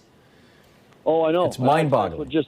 Yeah, it is. It's just, but that's all I just wanted to mention on that it's and a lot of people still say, like, well, we get 50. I don't know what the flu deaths are. They are into the tens of thousands every year, aren't they? No, it's not actually. The number of people who died of flu last year was a little over 3,000. Okay, 3,000. Actual flu deaths. People don't realize, but people still, they just say, like, well, people still die from the flu. I said, yeah, and we have that under control. Imagine if we didn't. Right. People don't seem to think that, the fact of the matter is that this disease is this disease is way deadlier than the flu. To compare it to the flu is to do a terrible disservice. And then you got, Rush Limbaugh comparing it to the common cold. I mean, it's neither. William, thank you for the call. Yeah, spot on. And the War Powers, or the Defense Production Act should be being used to produce, at the very least, the reagents and swabs necessary for these tests to work. It's coming up on 10 minutes before the hour. It's the Thom Hartmann program, taking back the mainstream media 3 hours a day, 5 days a week, right here.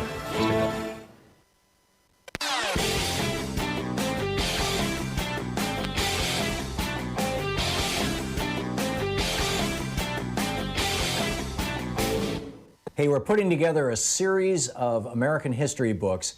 It started with a hidden history of guns and the Second Amendment. Then we had the hidden history of the Supreme Court, the betrayal of America. Then the hidden history of the Republican war on voting. Coming out soon is the hidden history of monopolies, how big business destroyed the American dream. And then next spring, it's going to be the hidden history of oligarchy and tyranny. Welcome back. Thom Hartmann here with you. Marty in Madison, Wisconsin. Hey, Marty, what's up? Hi, hi, Tom. This is Marty. I'm confused because I listen to right-wing radio sometimes at night just to hear what the other side has to say. And there was a guy on late night last night talking about we don't have to worry about COVID virus anymore because there aren't that many people dying. And he rattled off a lot of numbers in the different places that numbers are way down, and why are they all worried about the testing being so important? And I don't know how to answer people logically that they'll listen. There's 3 things going on here, Marty. The first is that they figured out that if they use this old steroid drug, which reduces the body's immune response to pretty much anything, if they use this drug when they have to intubate people, they're about 25% less likely to die. So you're getting a slight decrease in deaths, or actually 25% is substantial. You're getting a decrease in deaths among people who are so sick that they have to be intubated simply because of that one intervention, number one. Number two, we are looking at the early phase of the first wave of COVID starting to hit areas that it hadn't hit before. So, in New York, for example, it hit New York in early March. People started dying in mid-March. Same thing we saw in Seattle. It hit people in February. People started dying in early March. It takes, from the time somebody gets infected until the time they show up in a hospital or get a test, is typically up to 2 weeks. From the time they show up as positive until the time that they get critically ill is typically another week to 2 weeks, and can be as much as 3 weeks. And then from the time they get critically ill until the time they die is typically another week or 2. So you've got basically a 5 or 6 week process from infection to death. And for a lot of these states, like the explosion that's happening in Texas right now, the explosion that's happening in Florida, Arkansas, parts of California, where we are on that curve is we're only 3-4 weeks, in some cases only 2 weeks. A lot of this, I think, is coming out of Memorial Day. We're only a couple of weeks into that process. So, yes, early on, you start getting testing. You start, having people test positive because they're showing up with symptoms, but they're not mortally ill. A couple of weeks after that, they start getting really, really sick, and you start seeing hospitalizations go up. A couple of weeks after that, you start seeing deaths go up. So, you know, what that right-winger on Right Wing Talk Radio was doing was proving Lincoln's old saying that, you know, figures don't lie, but liars can figure. Yeah, so in other words, he doesn't know what he's talking about.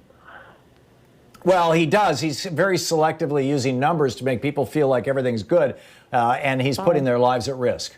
You know, very simply. Okay. I mean, it's just, and the third thing is that we're seeing more and more younger people testing positive now because they're engaging in risky behavior, and they're getting COVID, but they don't get it so severely that it kills them. I mean, if you're under 40, odds are very low that you're going to die from this.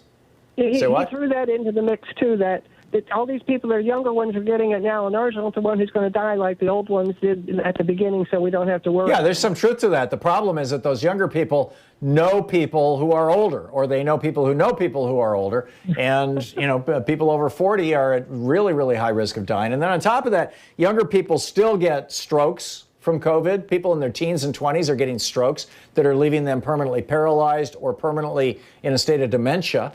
Young people are getting heart attacks from COVID-19. Young people are getting permanent kidney damage, and they're going to be on dialysis for the rest of their lives. Young people are getting liver damage and are going to need liver transplants. Young people are, you know, not to mention the fact that they're transmitting it to other people. So there's a lot of dimensions to this thing, Marty, that are really, really ugly. And anybody who's going on the radio saying, "Oh, if you're under 40 or under 30, don't worry, be happy," is committing, in my opinion, a crime against public health and against, you know, just against America in general. I got to run, but Marty, thank you for the call. Monica in Colorado Springs. Hey, Monica, what's up? Hi there. A lot of things. I've been pick one. Listening to your call. I'm sorry? I said pick one.